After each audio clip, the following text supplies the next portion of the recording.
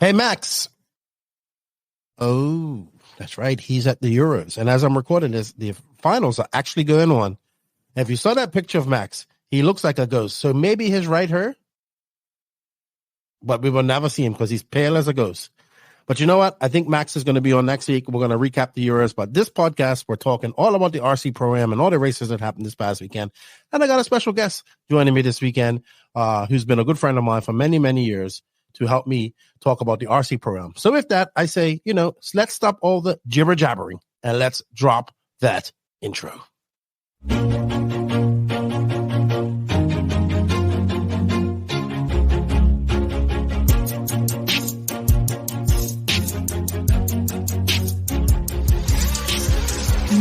is the glory, but e-buggy pays the bills. Welcome to the No Name RC Podcast. Get ready for some serious bench racing. But be warned, we speak our minds, express our thoughts, and sometimes things can get a little rowdy. Hate, and he just was influenced by the hate coming from the left, the hate coming from the right. And let's get back to more club racing and less of this racing. It's hard not to be arrogant when you're always right. See what I mean? That's exactly why people call you arrogant, Max. You may not agree with everything we say, but it's definitely worth a listen. And our pick, can you stop whatever you're doing? Join your host, Lefty the Great, with co-hosts and guests as they get together to chat RC. Hey, after that race that I watched this morning, I have to talk about it.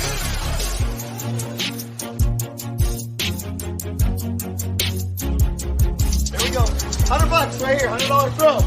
Oh no! I like this.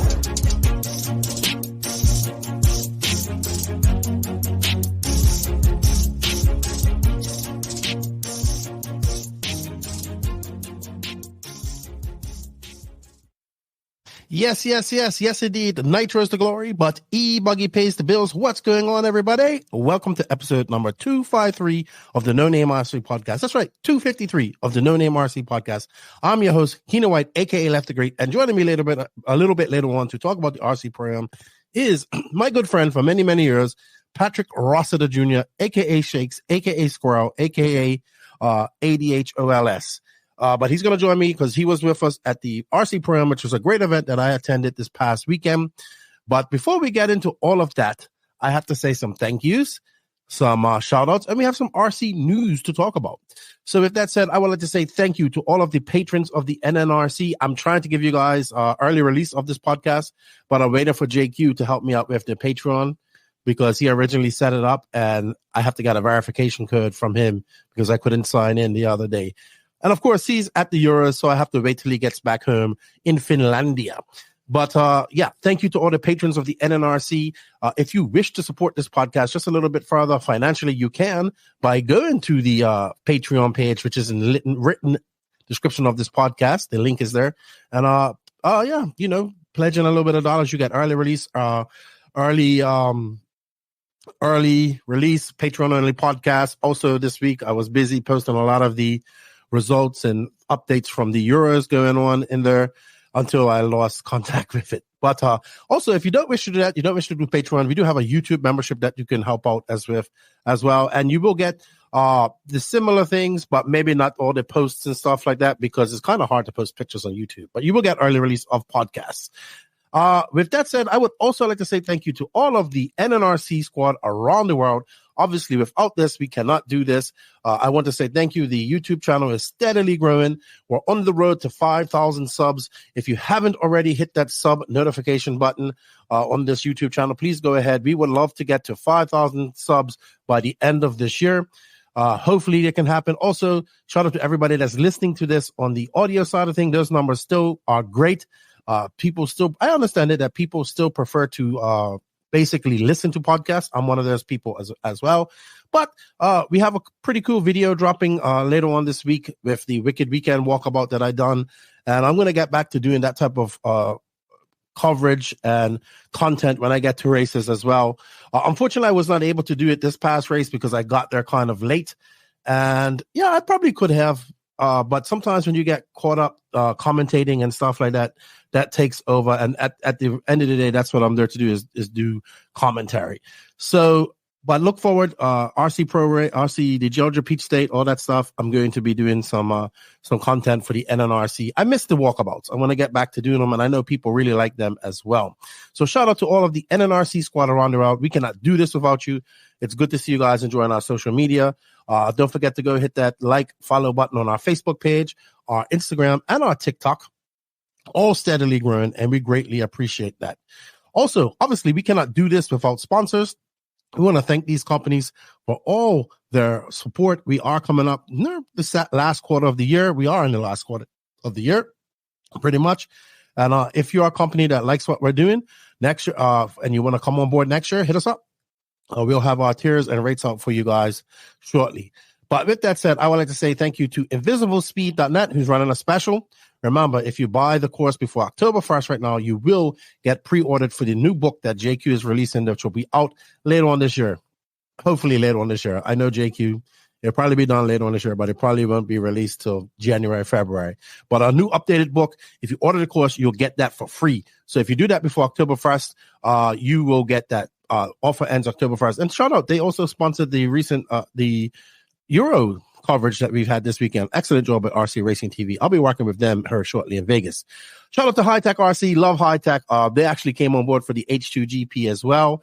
I'll be hanging out with a lot of those guys at the convention coming up here next weekend, actually. Next week. No, not next week, but the following week. I leave on the following Sunday. So thank you to High Tech RC. I think I'm going to get myself one of their new RDX 1000 chargers, which I'm super excited to get to go along with my RDX 2 Pro that I have right here.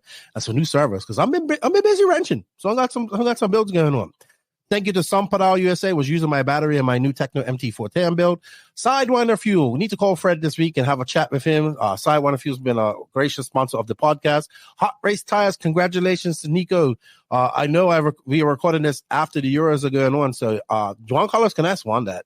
And he was on Hot Race Tires. And so congratulations to him. And I believe Boots might have been on him either. Even though it's supposed to run T-Pro, we know it's on Hot Race. So congratulations, Nico. I know you're super pumped about that.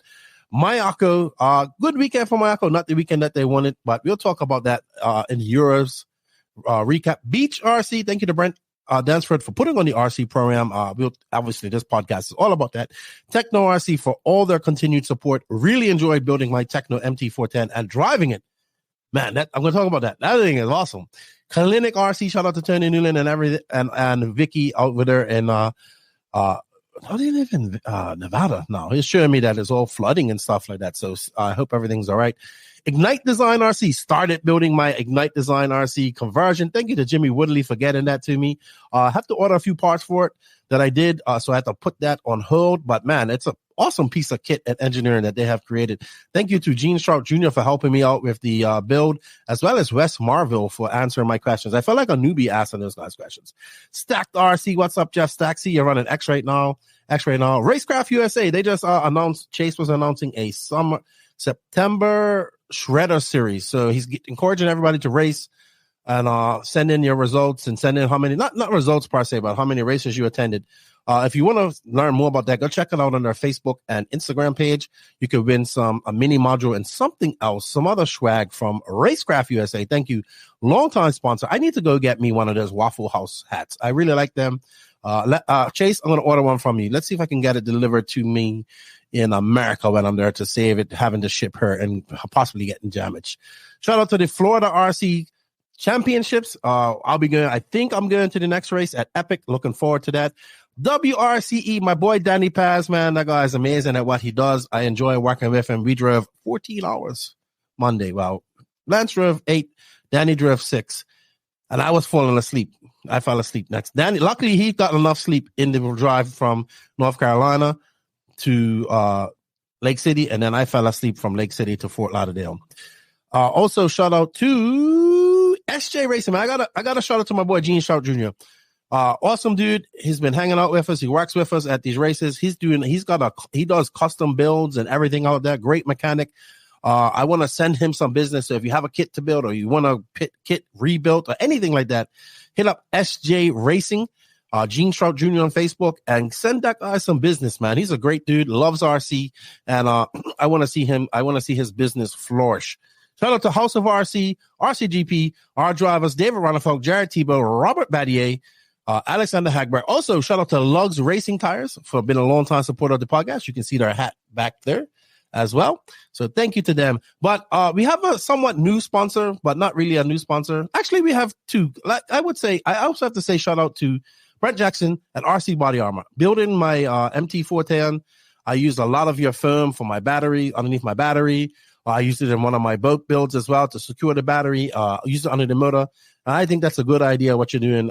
Some good products there. I haven't used a Dragon Skin yet. I'm going to put that in my my Marco builds when I build that. So when that happens.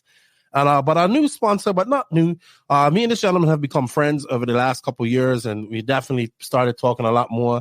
I finally got to meet him at P&B, but that's Donathan RC for all your cable needs. What's up, Zach? We talk quite often.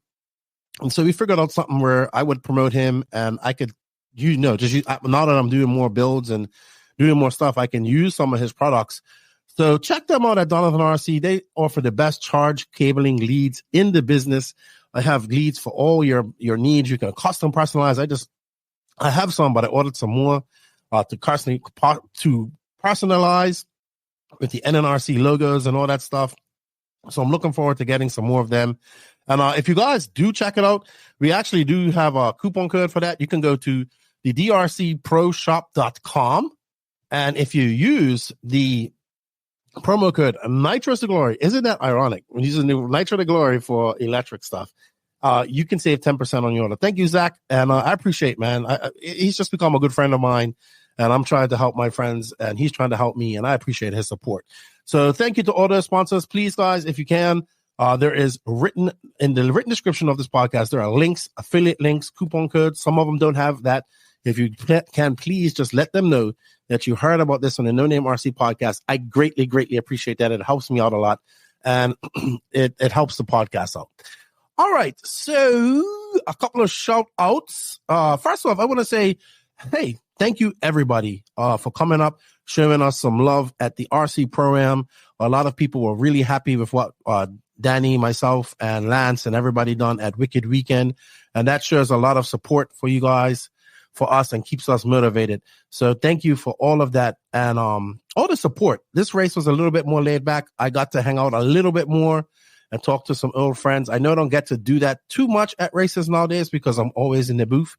But yeah, it was good. It was good to be able to sit off and just talk to some friends and enjoy a little downtime. And thank you to everybody that came up and showed us support. We will strive to be better than ever. Each event, we try to get better, just as I try to be better on this podcast, each event.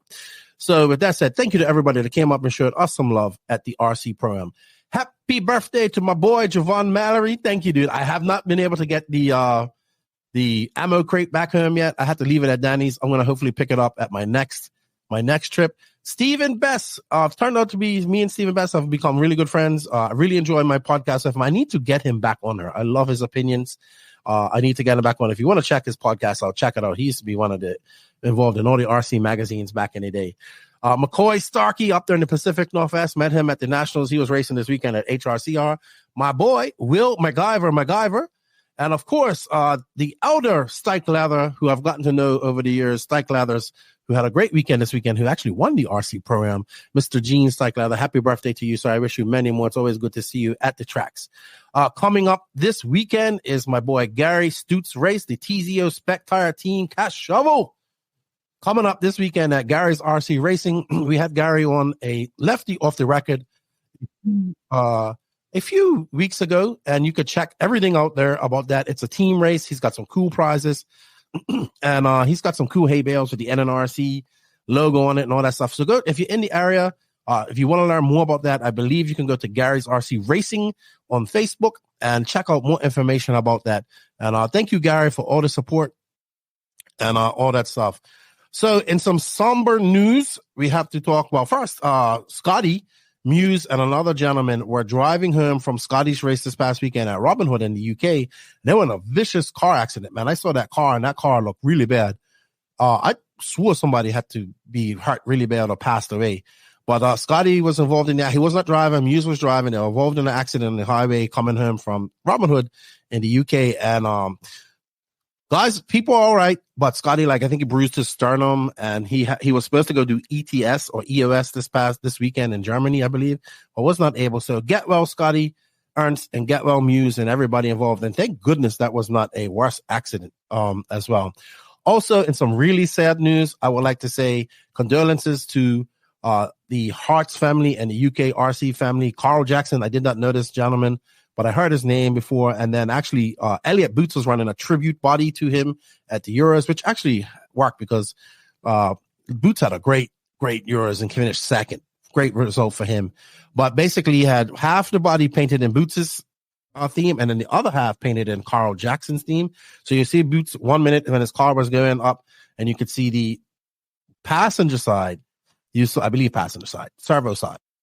You saw Boots' theme, and then on the exhaust side, you saw the lime green color of Carl Jackson. But lots of good thoughts and comments about Carl. I believe he was a Hearts RC Racing is a famous track in the UK, not too far outside of London, and I believe he was a big supporter of that race, that track. So our condolences go to his family. He was a young man apparently and passed away suddenly. His family, as well as the Hearts racing community there, and all the UK racing community there over in the UK. Also, another sad news is just heard about this a couple of days ago, was Herm Proenza, who I got to meet at the Florida RC Championships earlier this year in April. He passed away as well this week, all of a sudden in his sleep. Very sad to see that. And my condolences and our condolences go to his family and all of the Florida RC racing community. And also, I wanted to say positive vibes to all of our racing community in the North Florida area, and that area who just recently went through Hurricane Idalia. We was worried about that on our way home from North Carolina. I know Lance was very worried about it. Luckily, he was not hit hard, but up there in that Tallahassee area, up there in that Panhandle area, people got hit pretty hard. So our thoughts go out to our RC family up there, and I hope you guys didn't get hit too hard and you can recover from that. So some happy news, some not so happy news, but we all, our RC family is important to us, and we want to show some love to as many as possible. So with that said, it's enough jibber jabbering about shout outs and sponsors and all that type of stuff. Also, I believe there's a GoFund for Herm Proenza. We'll have links for that in the written description of this podcast as well. So don't forget to check that out and check out and save some money with our sponsors. With that said, we're going to go on to the Invisible Speed and High Tech RC news. Obviously, this commercial does not apply, but there is a special going on for Invisible Speed, and I'll tell you about that once again after this commercial break.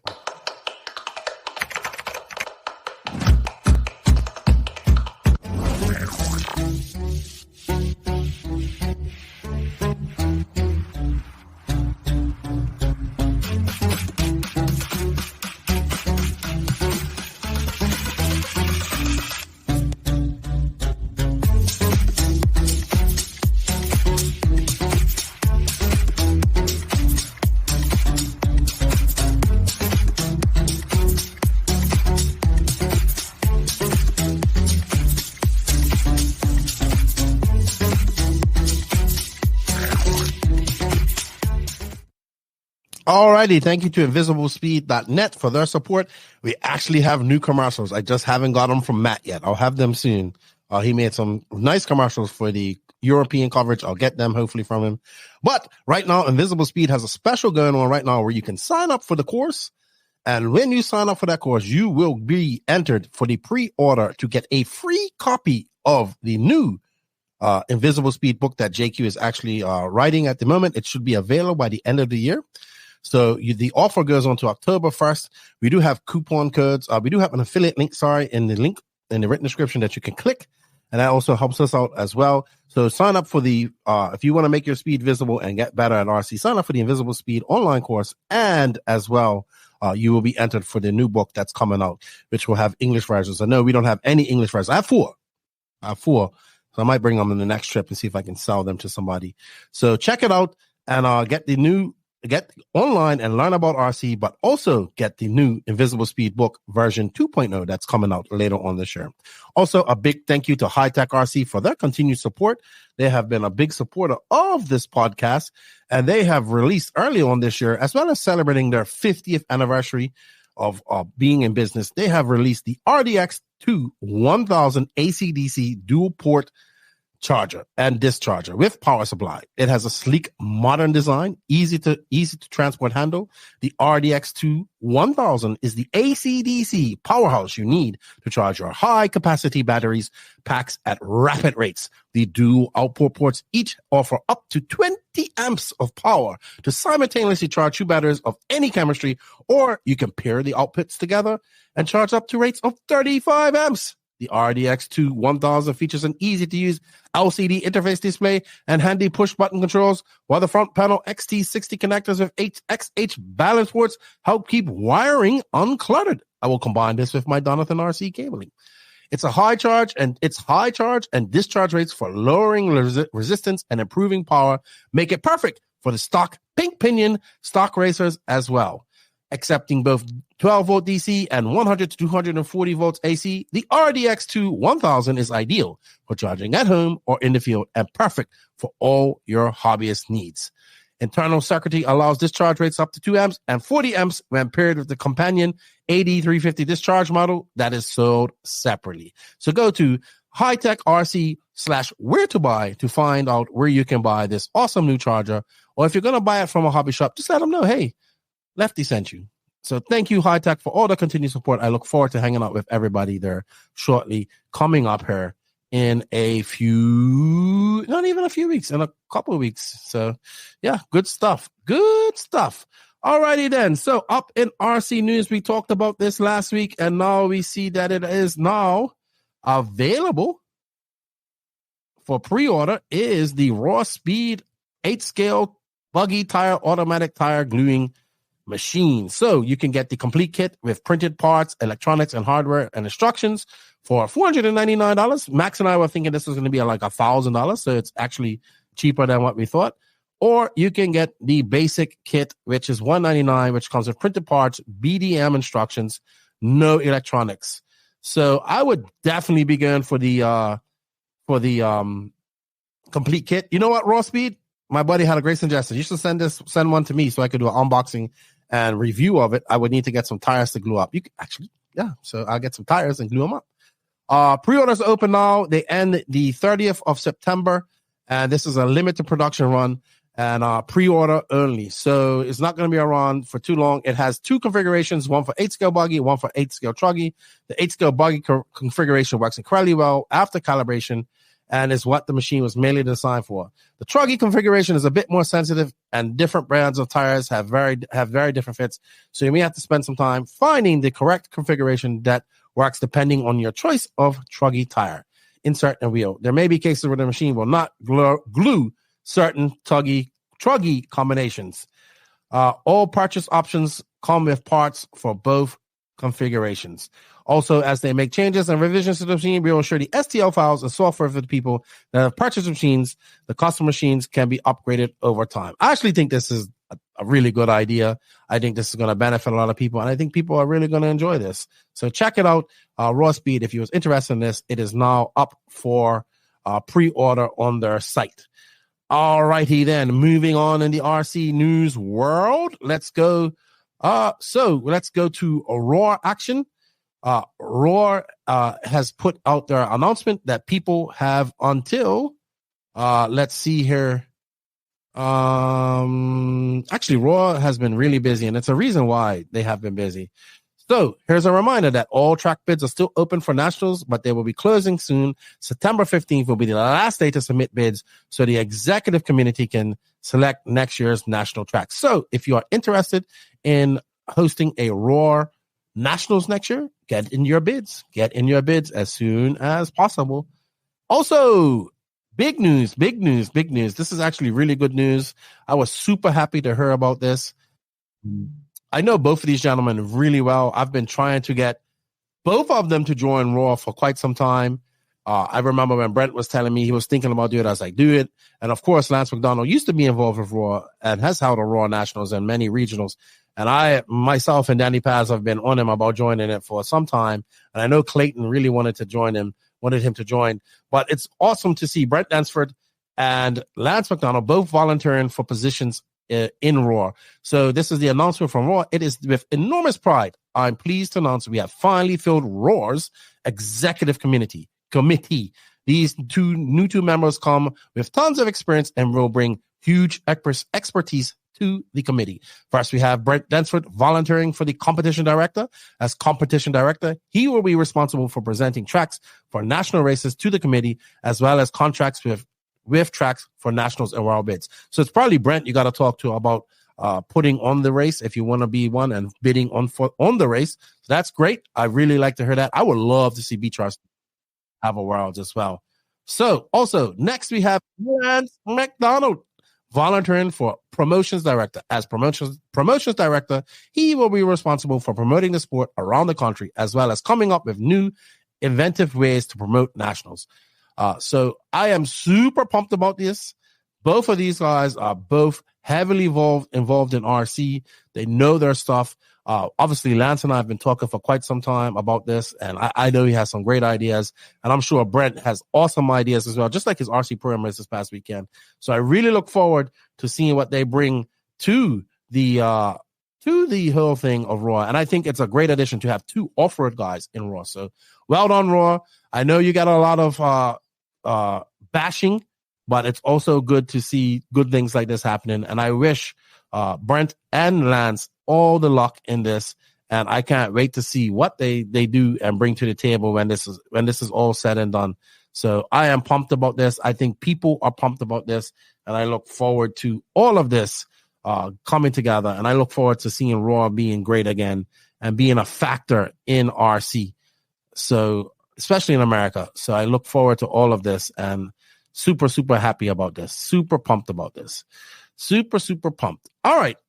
In other news, obviously the next big giant race coming up is, for the first time in 10 years, we are having a world championship, off-road 10-scale world championship at Hobby Action RC. I see they are busy getting the track ready and whatnot. So that's awesome to see. But what was great was seeing Maud Mount Olson, who I have to give this guy so much credit. This guy works hard. He is just a really hardworking dude. He's doing coverage. I know how hard doing coverage is and all that type of stuff. And he's like another one-man team, but he's going to have a bunch of people helping him out this, because he's doing all the coverage for the upcoming IFMAR World Championships coming up. I think it starts on the 8th the 8th of September and goes for a week. But he's hired a live broadcast announcing team. We've got Richard Lake, Zach Rogers coming out of retirement.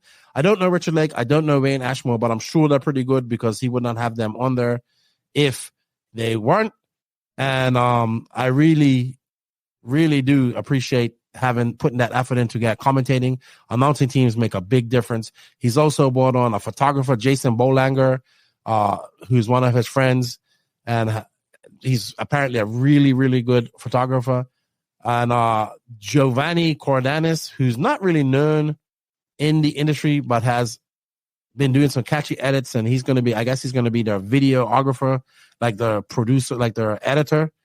And also Cameron Cullen, who is little known to the most of the racing world, but he has done amazing work with his YouTube post-race edits, showing a story like unlike I have ever seen. I have to actually go check out this guy's I think I have seen his YouTube. It would be great if they would have put his YouTube in there. Cam comes from the CBS Sports team, going to be an awesome event. So it's really good to see this team being put together. I'm sure he's going to have his camera guy as well. I look forward. I'm going to try and watch as much as the Worlds as I can. I will be at my event, I will be at two events myself. Obviously, I'm going out to the H2 GP, which is happening in Las Vegas. I'll be so close to the Worlds, but so far, a lot of people have reached out and asked me if I'm going to the Worlds, and I'm not, unfortunately. So I wanted to, but this event came up, and then I'm off to the Georgia Peach State Classic, which is coming up after that. as you can see down there as well. So I look forward. Good luck, Matt. Good luck, everybody at the Worlds. I think it's going to be epic. I can't wait.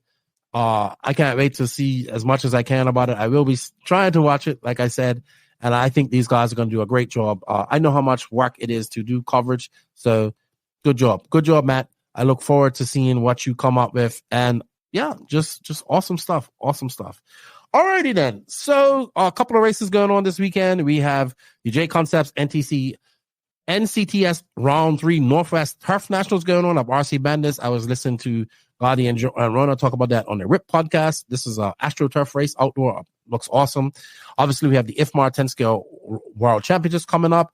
We have the Georgia Peach State Classic coming up, which I'll be to in the weekend of the 15th to the 19th. I want to say that's the date of 16th to 19th or 18th, one of those as well. Obviously, I'm going to the H2GP coming up, not this weekend, but the following week. I fly out Sunday for that. It's going to be awesome. Different event. I'm going to do some content from there so you guys can see. After that, we have the IFMAR 1/8 scale e-buggy World Cup coming up from the 22nd to the 24th in Pista de Macayanas in Guarda, Portugal. This is the first ever event for 1/8 scale e-buggy. So this is the World Cup in 2025 will be the official Worlds. Ryan Lutz is going to that. Jorn Newman, I believe. Canas is going. Couple top European guys are going, because what's going on is also Angaro's got his race on the same weekend, and a lot of people are going to that. So that's going on. Then we have Buggyland coming up the following week, which I would love to go to. RC Racing TV, let's get me to Buggyland. Come on, guys. You know you want me over there. I want to go so badly. JQ was actually like, you should come Buggyland. I was like, yeah, we need to find the money to do that, to go Buggyland. Then we have J Concepts INS Round 4 coming up September 9th. We have the IFMAR 8-scale GT Worlds in October. Obviously, we also have in October, I will be going, I think, to the Florida RC Championships race. Then we have Masters of Dirt coming up. I'll be there. Then in November, it's going to be busy. We have AMS, Florida Carpet Championships. AMS, Florida Carpet Championships, FRCC race. Then, of course, Fobro, which will now be held at the Lake Waccamaw, where it was this past weekend for RC Pro-Am. Alrighty then. So let's see. What other news do I have going on here? Nothing much, but let's get into the Sidewinder Racing past weekend segment of this podcast. If I missed some news, let me know. I do apologize. I am looking for somebody to help me out with that. So if you're interested in joining the NNRC team, hit me up. We're looking for people who are eager to follow RC news and all that type of stuff and help with making notes every week, because it's getting a little bit hard for me to do all on my own. I miss a lot of stuff now. So much going on. So we are up to the Sidewinder Fuel RC racing recaps. So this is about race recaps that happened this past weekend. It is brought to you by Sidewinder Fuel. Morgan Fuel has been collaborating with many of the world's top drivers for over 40 years. This has enabled them to test their fuels in many of the most challenging situations and take the development and competition of the fuels to the next level. The result is Sidewinder, the market's most powerful racing fuel. The fuel is track tested and proven by national champions and world champions, including such drivers as Ryan Cavalier, Ryan Mayfield, Greg Degani, Mark Vitas, and many more. Their current top driver is Little Bump, who had an impressive victory this past weekend. These drivers appreciate that Sidewinder is blended perfectly for high performance needs of competitive racing. Don't let victory slip through your fingers. Purchase Sidewinder today.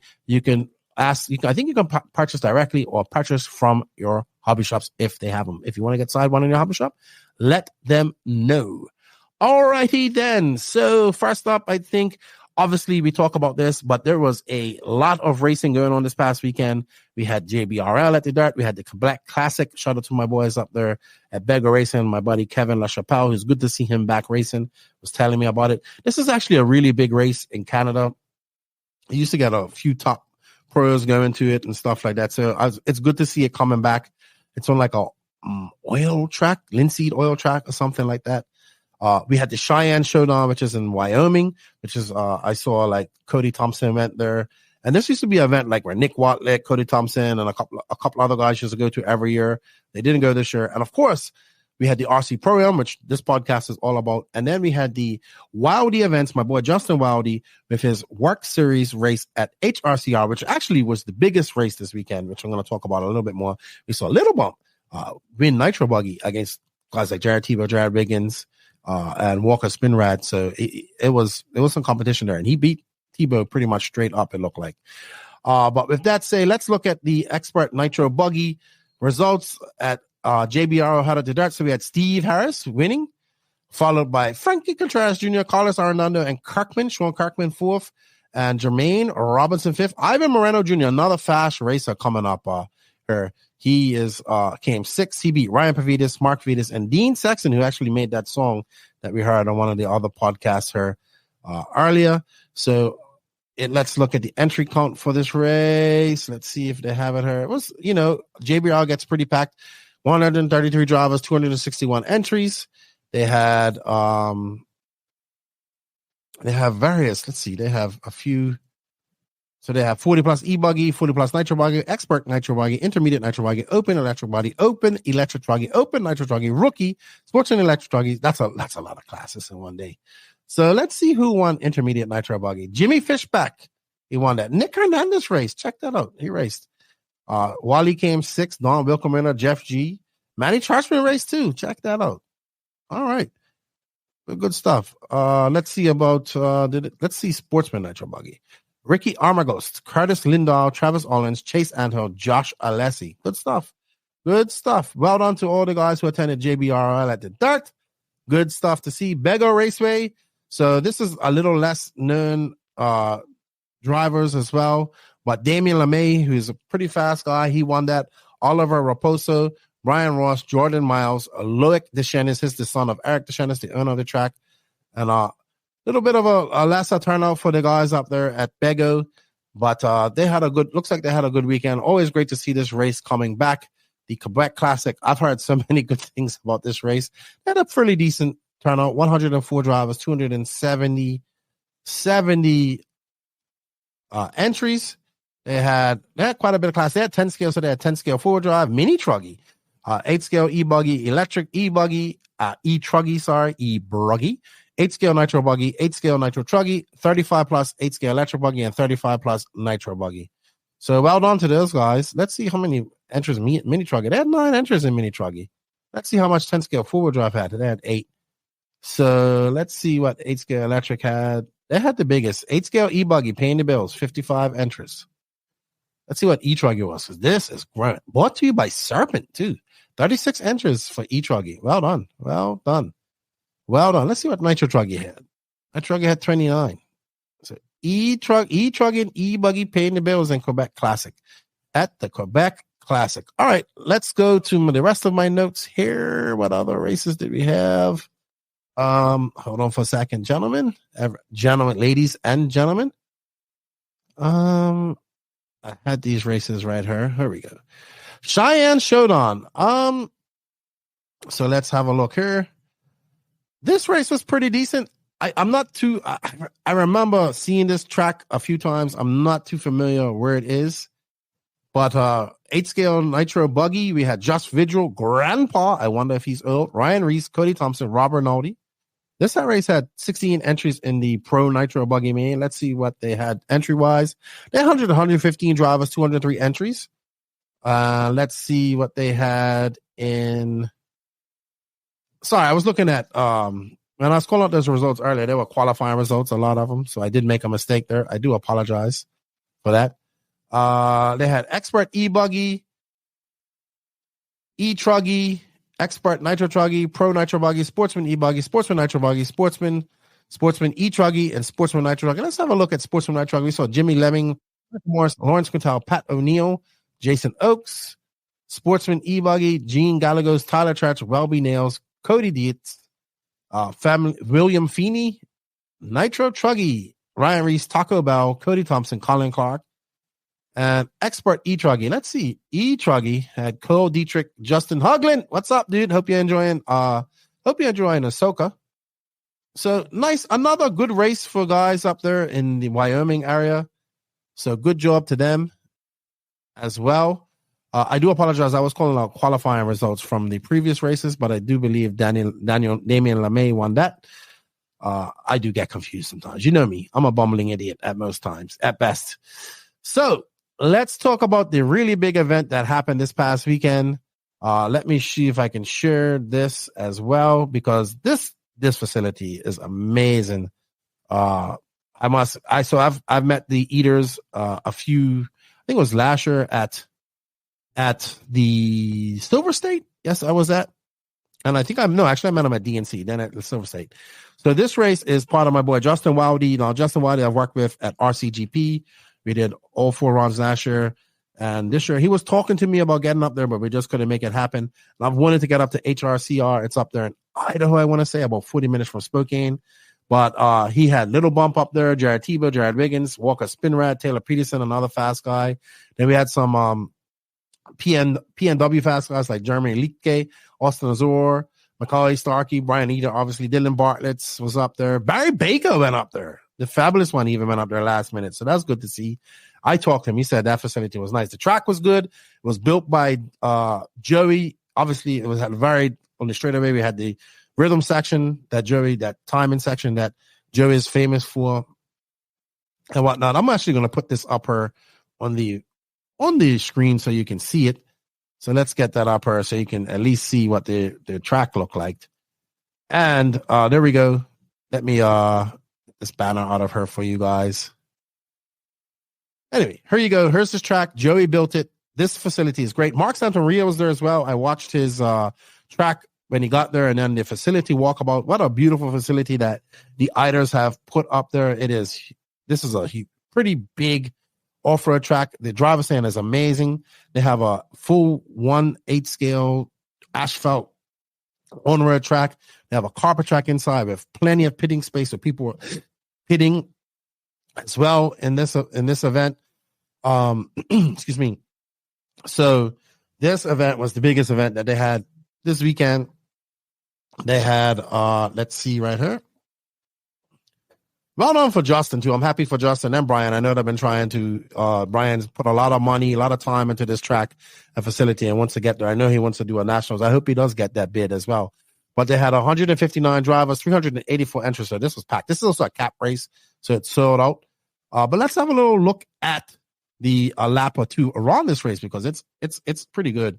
So Jared Tebow TQ'd, so he started on pole, and man, he was flying too. But Little Bump, man, just let's have a look at this track. This track is really nice. It's big.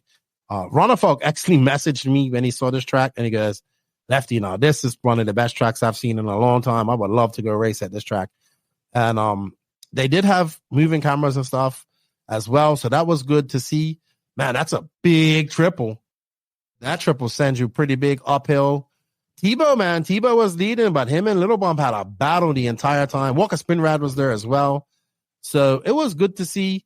Congratulations to Little Bump, man. That's a big victory for him. Yes, granted, this didn't have all the top pros in there, but man, Little Bump was just on fire. First race back after his trip over to Vietnam, visiting home. So it's always good to see Little Bump there doing well. And man, just look at that triple out there. This track is really nice. I do like this track, man. The facility is great. Go check out Mark Santamaria's track walk and facility walk and all that good stuff. It's really good. It's a nice facility. And I want to say congratulations to the Iders, man. I know they are actually in Mexico now racing the Ensenada Snore Nationals. Man, them guys travel a lot. They race everything too. 5th scale, 10th scale, on-road, 8th scale. They're just RC geeking right out. They are at every race they can go. Race time events, they are there. So shout out to HRCR. This facility is beautiful. I know they wanted to have a big event like this. And I see more big events like this in their future. And I hope to get up to this facility one day too. But there you see Tebow. I think that's Little Bump. Yeah, that's Little Bump right behind him. They're having a good little battle, man. They battled the entire time. Little Bump had a little bobble there. But what a beautiful track. Great layout too. Great layout. Man, they had 3 Bobcats building this layout too. So good stuff. If you want to check out more of this is actually live RC's coverage. But I believe they have it on Facebook as well, the whole stream and whatnot. So good job to Justin Wildy, great dude. He deserves stuff like this. And obviously the Iders have put so much time and effort into this track. So it's well done for them as well. And congratulations to Little Bump. He won. Let's go to the results here, actually. So Little Bump won Nitro Buggy. Jared Wiggins won E-Buggy. Tebow second. Ashton Bristol third. Little Bump fourth. And Keith Hadley fifth. E-Truggy. Let's see how many entries E-Truggy had. E-Truggy was 48 entries. E-Truggy. I'm loving E-Truggy. Ashton Bristol, Evan Roth, Brendan Bartlett. They also have a spec tire Nitro Buggy race, which is pretty cool. Taylor Peterson, Carson Phipps, Jared Cosaria, Kurt Kellum, Orion Prince, Austin Azure. I haven't spoken to Austin in quite some time. My buddy from up the Pacific Northwest. Nitro Buggy saw Little Bump, Jared Tebow, Jared Wiggins, Walker Spinrat, Taylor Peterson, Jeremy Lietke, Austin Azure in seventh. Let's look at the junior class. So Little Bump won that. AJ Rodriguez, Devin King, Liam Roth, Evan Roth. Always good to have a junior class. Matty Fields. And Nitro Truggy, Jeremy Lietke, Carson Phillips, Brendan Bartlett, Shane Prokoshet, and Drake Howell. And Sportsman E-Buggy, Brandon Deitch, Brandon Gomer, Dylan Hirano, Zach Misak, and Michael Swab. So, they have a spec tire E-Buggy race too. That's cool. Man, the work service is pretty cool. Justin's doing a great job up there. Congratulations to everybody. Beautiful facility. I have a feeling that these guys are going to get a match just because he wants it so bad and has put so much time and effort into this. And I hope he does. And and it's going to be good. It's going to be good. It's going to be good, guys. All right. So well done. Awesome looking track. Awesome facility. And well done to the Iders. I know they're super pumped about that. Have fun in Mexico this weekend. And all that good stuff. So with that said, I think that's enough RC news and jibber jabbering for me.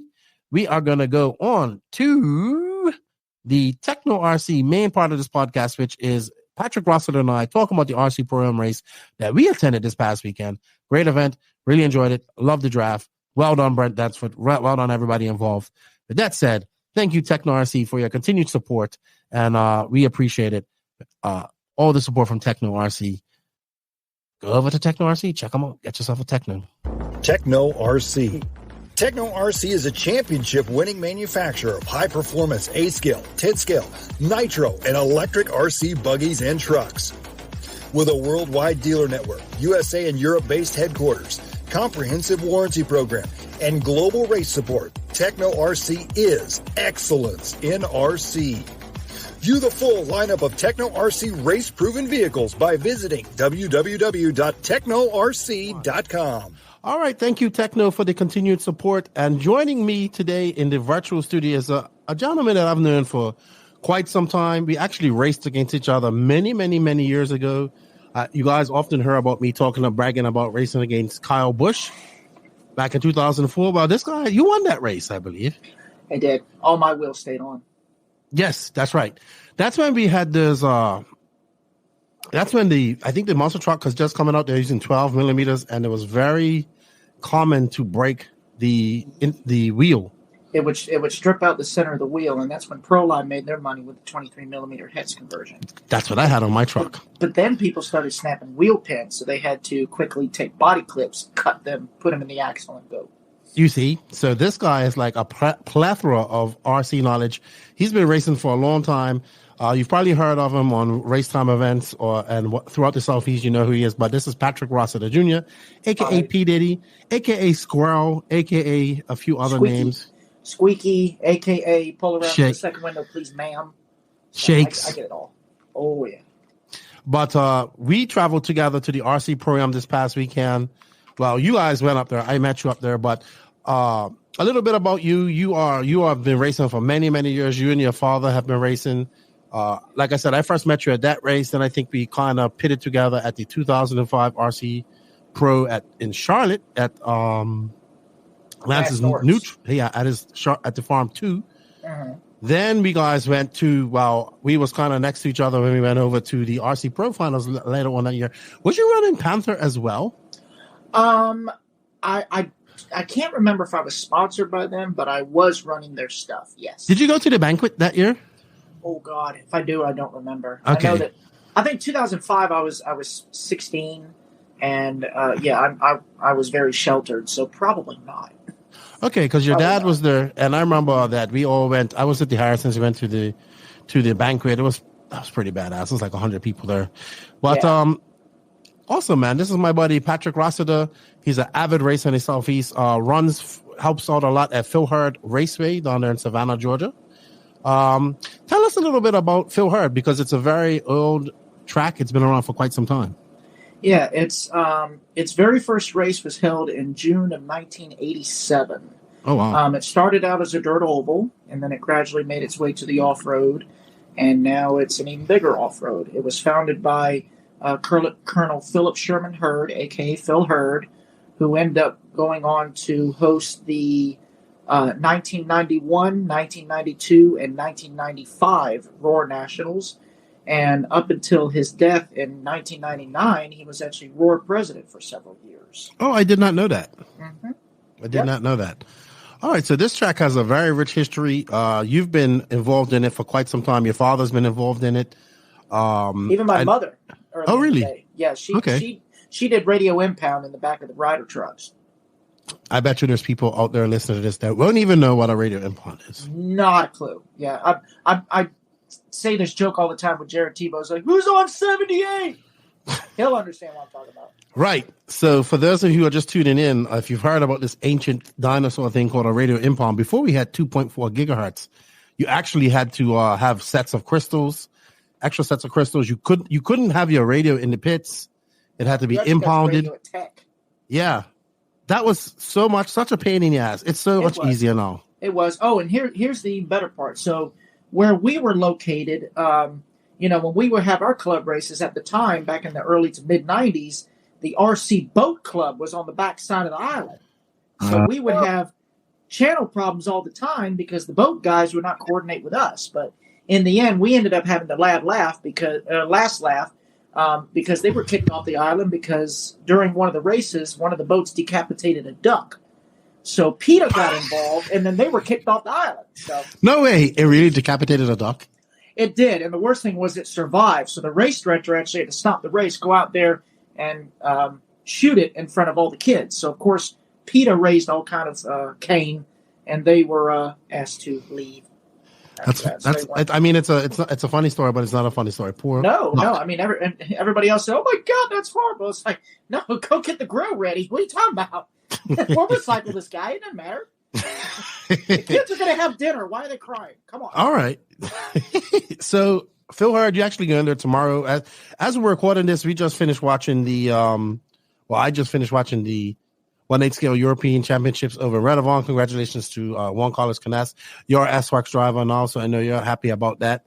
Yes. And he had a masterful drive there in Redavon. I kind of picked him to win that as well last week on the last podcast that we had.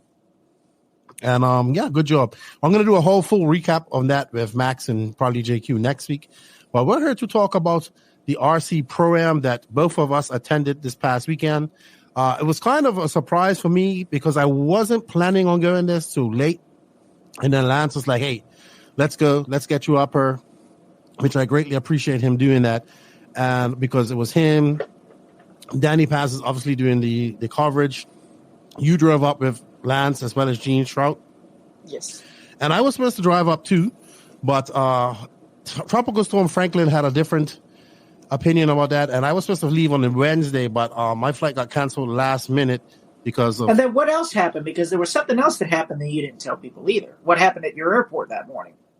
Oh, yes, I forgot all about that. So, basically, so Tropical Storm Franklin came and dropped about 0 bit of rain on us up here in the North Coast. I know in some other places in the country there was some flooding and whatnot, but we didn't really get hit. I didn't really see the reason for all the airports to be closed, but they were closed.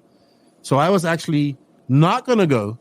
And then Lance was like, look, fly into the closest airport as you can, because this is the thing. I fly into Fort Lauderdale, drive with Danny up to Lance's, then we drive up to wherever the race is going to be. Obviously, he was going to pick up Gene and then pick up you and then go up to Lake Waccamaw in North Carolina.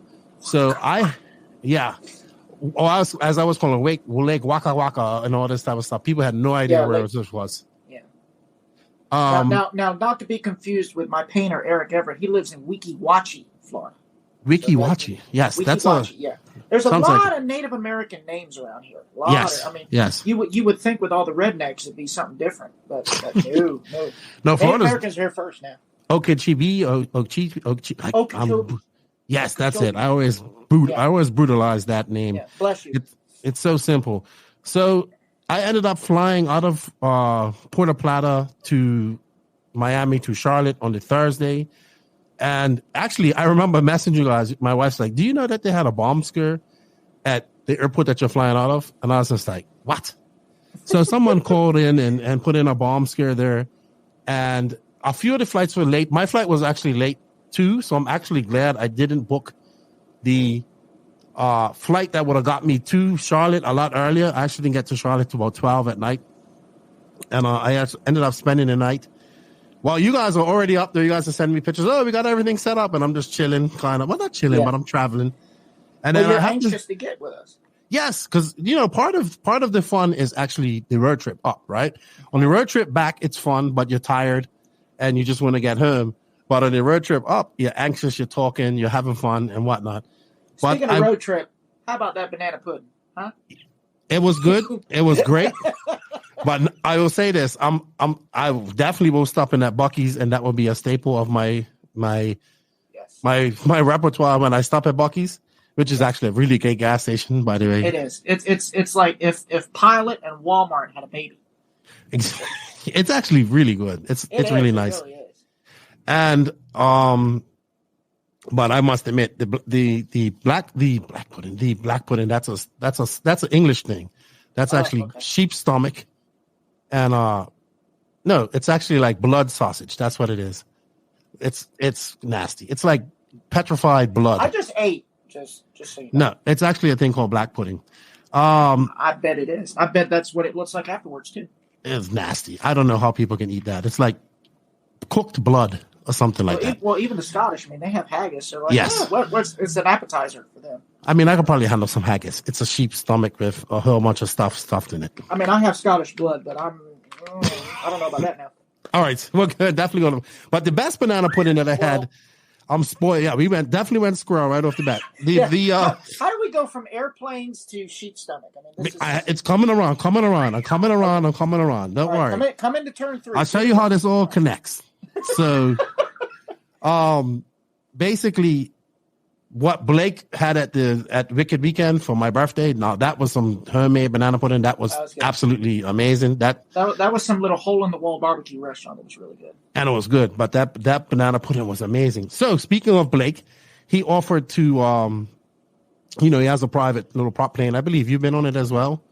Have you been on it? So yeah. That's how we got to AMS last year. Okay, so because we had a storm roll in. We were supposed to host the Georgia State Championship that weekend. And the Hurricane said, nah, y'all are staying home. I said, they know we are. So we got in Blake's plane and we went to AMS that year. That was actually my first race with S-Works. Okay, sweet. So for some time, you got some staticky noise there. For some time, sorry about that. It's like your mic just popped or something. Okay, it's that. Definitely that. Okay, we're good. So Blake had offered many times to fly me up to a race or whatever instead of driving. So he had messaged me because I needed a lift from Charlotte to Lake Waccamaw. He's like, "Look, I'll fly up to Charlotte, and then I'll take you to Lake Waccamaw." And I was like, hesitant at first because Lance said he couldn't get me. Then he was like, Lance said, "Man, if you could get somebody, do it." And so we did it, and it was actually it was fun. So he came pick me up. Like that private plane life is a whole lot different. We flew up to more. Different. How many times? By the way, how many times did he say 02 whiskey? Dude, so this is the whole thing. Like, he did very little flying and more writing on stuff and on the radio. So this was the amazing thing about it. You definitely got to stay in touch. I mean, especially post 9/11, you've really got to know what you're doing, where you're going, all this stuff because paranoia is real. Yeah, but I mean, just that, like, just knowing where other planes are, restricted areas, all the stuff. So it was quite fun to see that side of things. I want to thank Blake for that. We went up to Morehead City to pick up an RC boat. And then we came down to Lake Waccamaw. We actually passed over the track. I was like, that's the track right there. We was trying to find the track. And we saw it. We found it. And yeah, so if it wasn't for Blake, I would have never have gotten there in time. I had a good time flying around in a prop plane. I got to see a good bit of North Carolina, like lots of trees, lots of forests. We went on the coast. So it's beautiful. Like, I really do like North Carolina. It's a huge state too. I didn't realize how huge it is. It's a lot bigger than people think. It is. It's actually very long.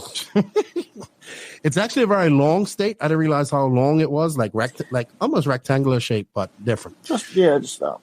So we was going to the Nitro Pro RC Pro-Am, which was being put on by Beach RC Brent Densford. This was his brainchild.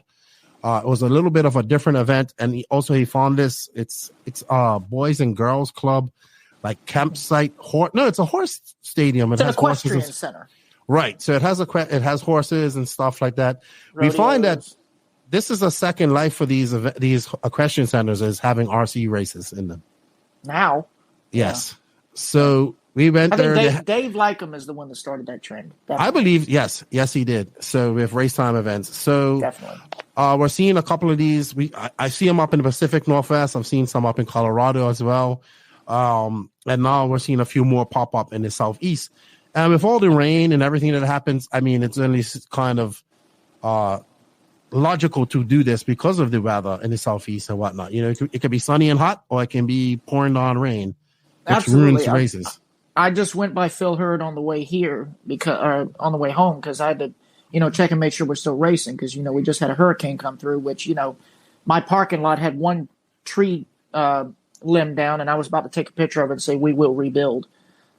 Because we hardly got anything here. Now, as far as the Gulf Coast of Florida, I'm praying for them, because I know they got hit hard. They got hit hard. And then the southwest part of Georgia got a little rocked. But otherwise, I was going past there, and I saw my buddy Roger Cowart prepping the track, getting it all together. And Squirrel, I just forgot what I was talking about. Being ready to race. Yes, thank you. Yeah, so just getting that all prepped out.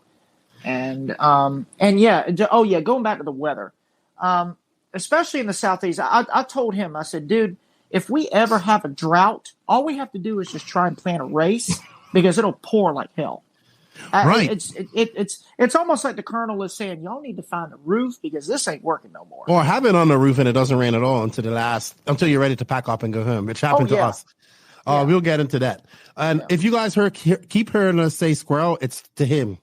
Yeah, because that is an inside joke of us. That's what I've taught these guys. There's ADD, there's ADHD, and then there's what I have, which is ADOLS, which stands for attention deficit. Oh, look, shiny! I will veer way off in the left field, right field. Yes, when we heard the "oh look shiny" part, I think the whole truck laughed for a whole 20 minutes. If I didn't get car sick, I would have been leaning out the window the entire time, going lying. So I got to keep Patrick on track here. But so we went up to RC. This place is a nice little facility. It's covered, obviously. The sides are filled in with that black type of mesh stuff, so you do get some air through it. It's not as big as some of the facilities I've been to. It's long. I would say it's about the size of AMS, and maybe not as... Probably. It definitely has a low ceiling, that's for sure. Yes, and it has sprinklers, though. It has sprinklers on it, or misters as well, so that makes things a little bit easier to wet the track. But it's a nice little facility. And what Brent done was he bought the driver stand and pit lane and staging from what used to be the Blue Ridge Nationals, which was Scale Racing Sports, which belonged to Josh Garbett. So he bought that stuff. The talents were all in charge of putting that together. So it's a massive driver stand, massive pit lane. And he got that. I believe he can keep it up there on site as well, because I know he's going to have future events there, which is great. We'll talk about that as well. So we went up there. None of us had been there before, so we had never really seen it. Obviously, Brent had been up there. And when I got up there, I was pleasantly surprised. It had hookups for trailers, white, like water, electricity, black water tanks. It had a sufficient room for camping and whatnot up there as well. I did not get around the town too much. I think we only went out to eat once that the whole time he was there. We went to the Mexican restaurant, which was nearby, which was absolutely excellent food. It was beautiful. I loved it. I was upset we didn't eat there on Sunday, even though Lance cooked some good food. But that was good. He brought Waffle House to us. Great Waffle House on the Sunday night. But it was an excellent some food cooked. And I think as I came through town, there's some other seafood, like a seafood place and some other Mexican places. So there's a little town nearby. So it's not too far off the beaten path. I believe Lake Waccamaw is mostly, the lake is like a tourist attraction, and the tobacco is big business there, from what I was told. It's like a big campground of some kind. Yeah. Where a lot of snowbirds come from up north. Yes, but I was told that Lake Waccamaw is full of alligators.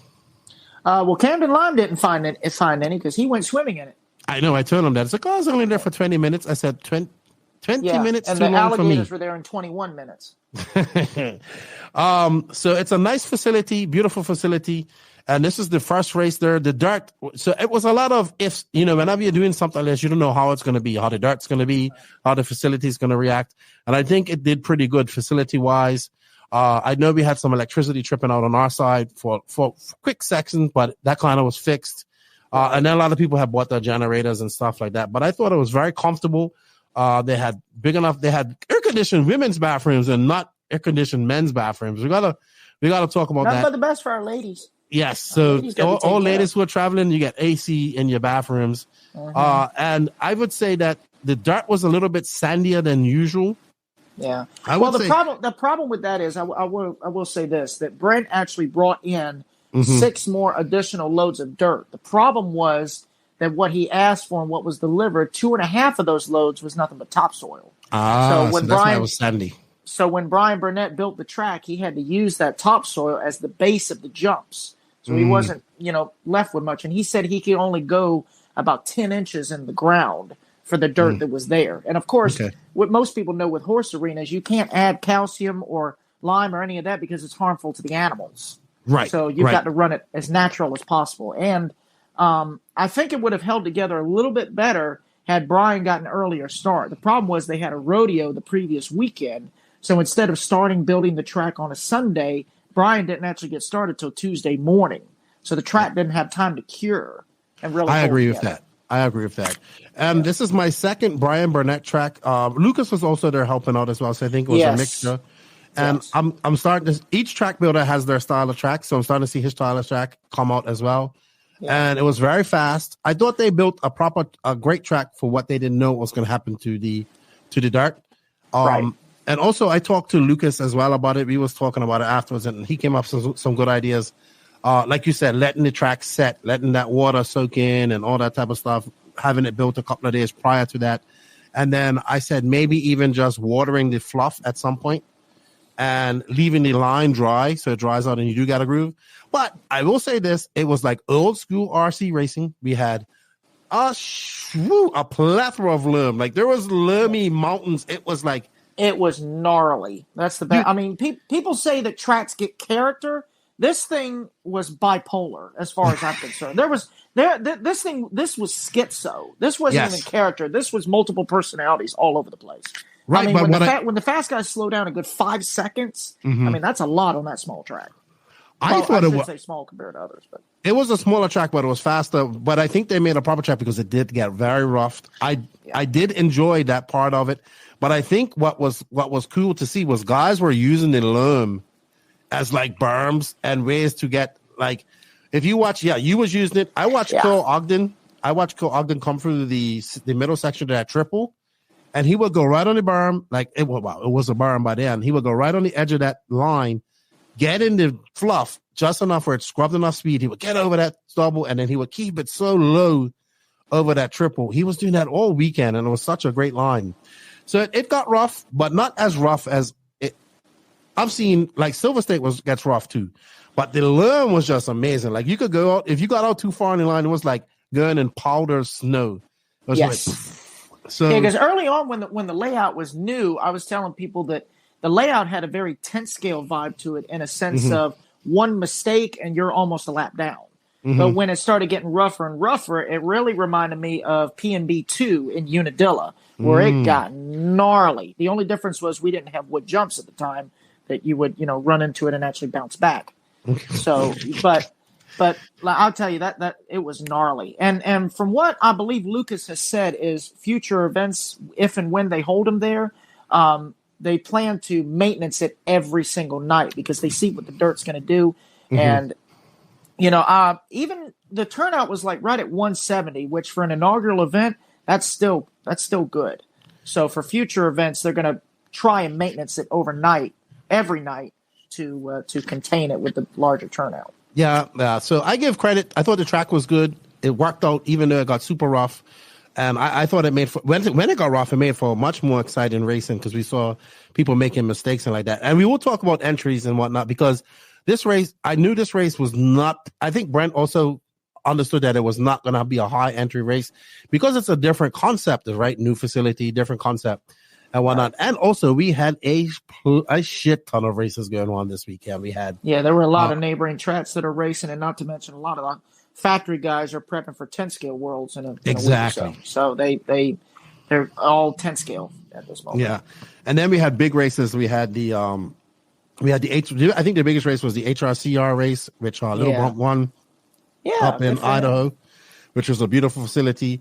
We had JBRL on Saturday. Not that it affects that too much. We had the Bego Quebec Classic. There was Classic also. We also then had prior to that, we had the Mugen Challenge.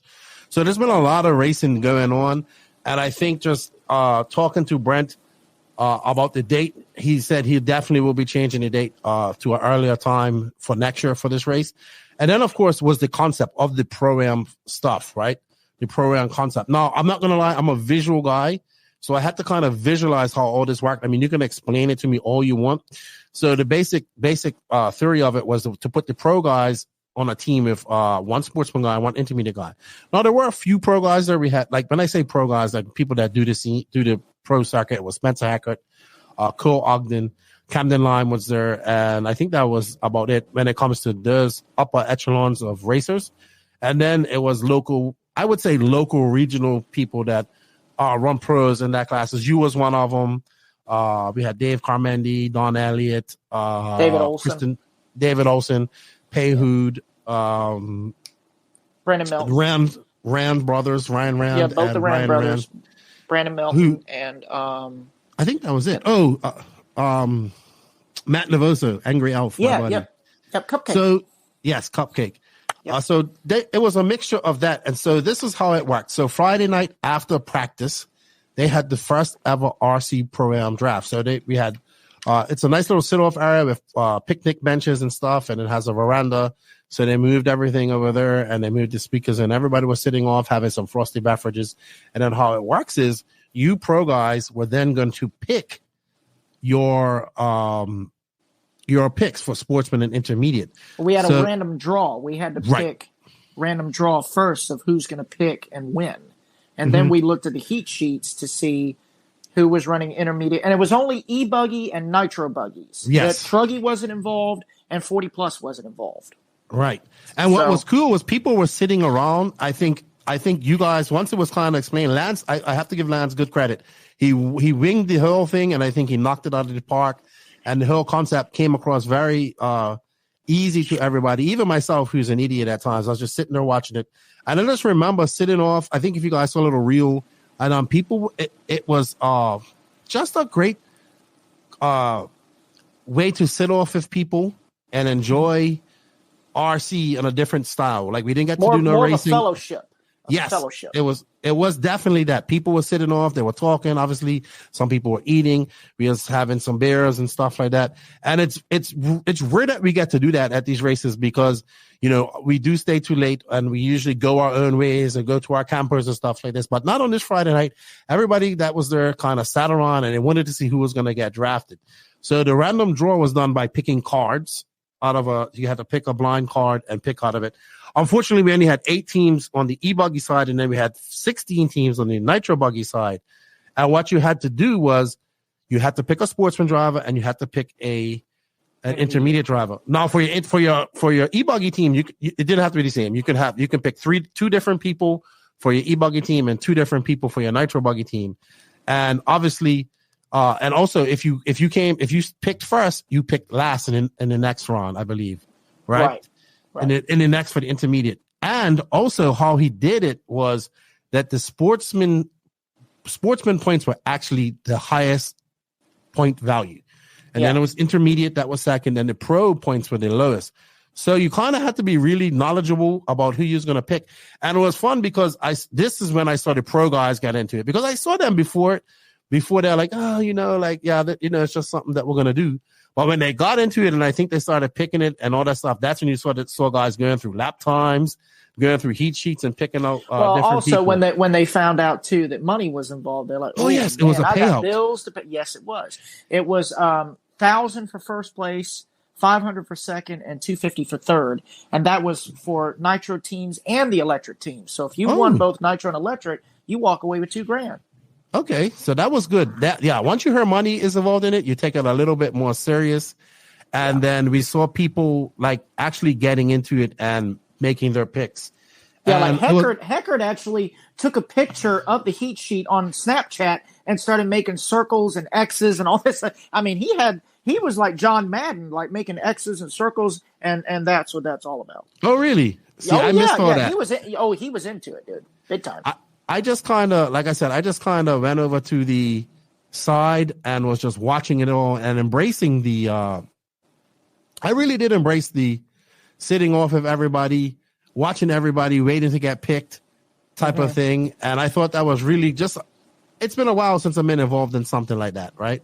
Yeah, so, some people were worried about, it being like dodgeball. I don't want to get picked last and all this stuff. So, so there's the winners. You got Ogden, Katie Carmody, and I believe that's Davey Talent. That is Davey Talent. Looking like Wilson from Home Improvement with that hat. Yeah. Where's the fence?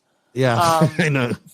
And then you got Olson. Olson got third. I just added this guy on Facebook in the yellow shirt. His name is Chris. I think it's Chris. And that's Jeremy Talent. I can't remember Jeremy his name Talent. either. And then we have looking Charlie like Yates. he's from Duck Dynasty.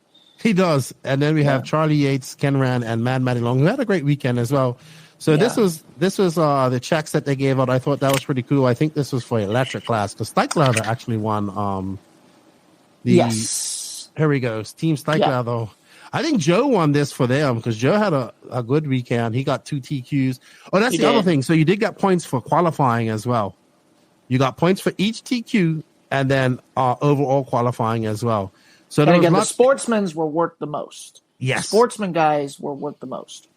So after people made their picks and all this type of stuff, I remember you actually stayed up. You and Gene stayed up to like 3:00 in the morning working on Michael Hines' car. Yes, I did. And let me tell you something. I love my buddy Michael Hines to death, but if this man was sponsored by Simple Green, he still wouldn't use it. I have gotten on his behind about that so much. And I was just going to look over his e-buggy. I was just going to check screws, make sure everything was loose. It's 2:30, and I've already gone through all 3 diffs. I'm like, do you want to do the shocks? No, I'm done. Set his ride height, let it go. Because I'm checking the center drive shafts. Of course, they normally get loose, so I take the rear diff out, and I open up the rear bulkhead, and it's soaking wet. What? And the rear diff is empty. So I'm like, well, if I'm going to rebuild this, I might as well rebuild all 3. Before I know it, it's 2:30, and now I'm trying to get the delay out of his Speedo. It's ESC, not his clothing. So I had to go in his radio, reset the model, do the throw, and finally I got the settings right. I'm like, okay, it's fast now. Can we go to bed, please? And so needless to say, my Q1 was not the best. I needed a nap, and Excuse me. Yeah, so that was the whole point of this, right? You have to work as a team to win this money. So we saw the pro guys and intermediate all trying to help each other out. They were pitting for each other. That was really cool. Seeing the factory guys actually pitting for the sportsman and intermediate guys, that was actually really, really cool. I mean, that's how involved you get. That's how a lot of these factory boys need to be, involved. It's one thing to give advice, but when you're going out of your way to help somebody else, I mean, you don't know how much that means to these up-and-coming racers. I mean, that means a lot. Yes. And I understand that, you have to focus on your program as well. But if you got the time and you see somebody up-and-coming that has potential and really wants to get better, don't hesitate to go out of your way to help somebody. Well, this is a great way to do that. And I think I remember Brent telling me about this. He actually got a little bit of the idea from what we did at RCGP with the Pros Love the Joes. where we actually teamed up the people who were like in the last bit of the mains or the slower people of the day, and they teamed them up with different pro guys, and the pro guys went and drove their car, then they helped them wrench their car, and then a pro guy had to do as fast a lap as possible with their car, and then they had a like 5-minute race it was great. I mean, I like this type of stuff. I know this is impossible at a lot of the bigger races because of the high entry count, but at a race like this where it's meant to be like that, I thought it was a great concept to see the interest in the draft. That was like, people had a good time. I remember, so Dave Carmendi is one of the captains, right? Oh Lord! And I mean, and you know, Dave and his wife Cardi. Shout out to Race Like a Girl, the Carmendis. By the way, they are having their Future Stars of RC race at Red Brush coming up on the 30th of December. By the way, that's a good Which initiative was really as cool well. because what Katie actually did was she actually had a tub next to staging, and it was for people to donate all their used tires instead of throwing them away. If you didn't want them anymore, put them in that tub, and she was going to give them to all the newbies at Red Bull. Another great initiative set up by local racers in there. Yeah. But and it's way Dave easier than them actually diving in the trash can, because I've seen that before. But anyway. Or if you just want to donate tires, you can donate them as well. Yeah. But the funny thing was, I remember Dave did not pick her for either of his teams, and Lads made him pay. And I was talking to him after. She was like, he told me he wasn't gonna pick me, and she's like, I'm happy to be on Cole's team anyway. And they were teasing each other, and he was like, I know every nut and bolt of that car. And she goes, yeah, oh, no. Dave actually said that. He said, I'm in control of every screw and bolt. And I told Katie that later, and she said, that is such bullshit. He doesn't touch my car. He's full of crap. She said that Cole said, okay. He said that Cole said he's going to take her car and lock it off in his trailer so he doesn't do nothing to it. But I thought that was fun. I remember Lance just making Dave pant about that. And I just thought that when I was actually able to sit there, visualize the whole thing, see how it happened, see the people excited about it, I thought it was a great concept. And I can't wait to see this happen next year. I'm sure we'll probably get a few more top guys there as well, which will make it even better. Imagine like if you get to have like Mayfield as your pick guy and help you out while, you know, or something cool. Like Ask that. Red. Red gets it all the time.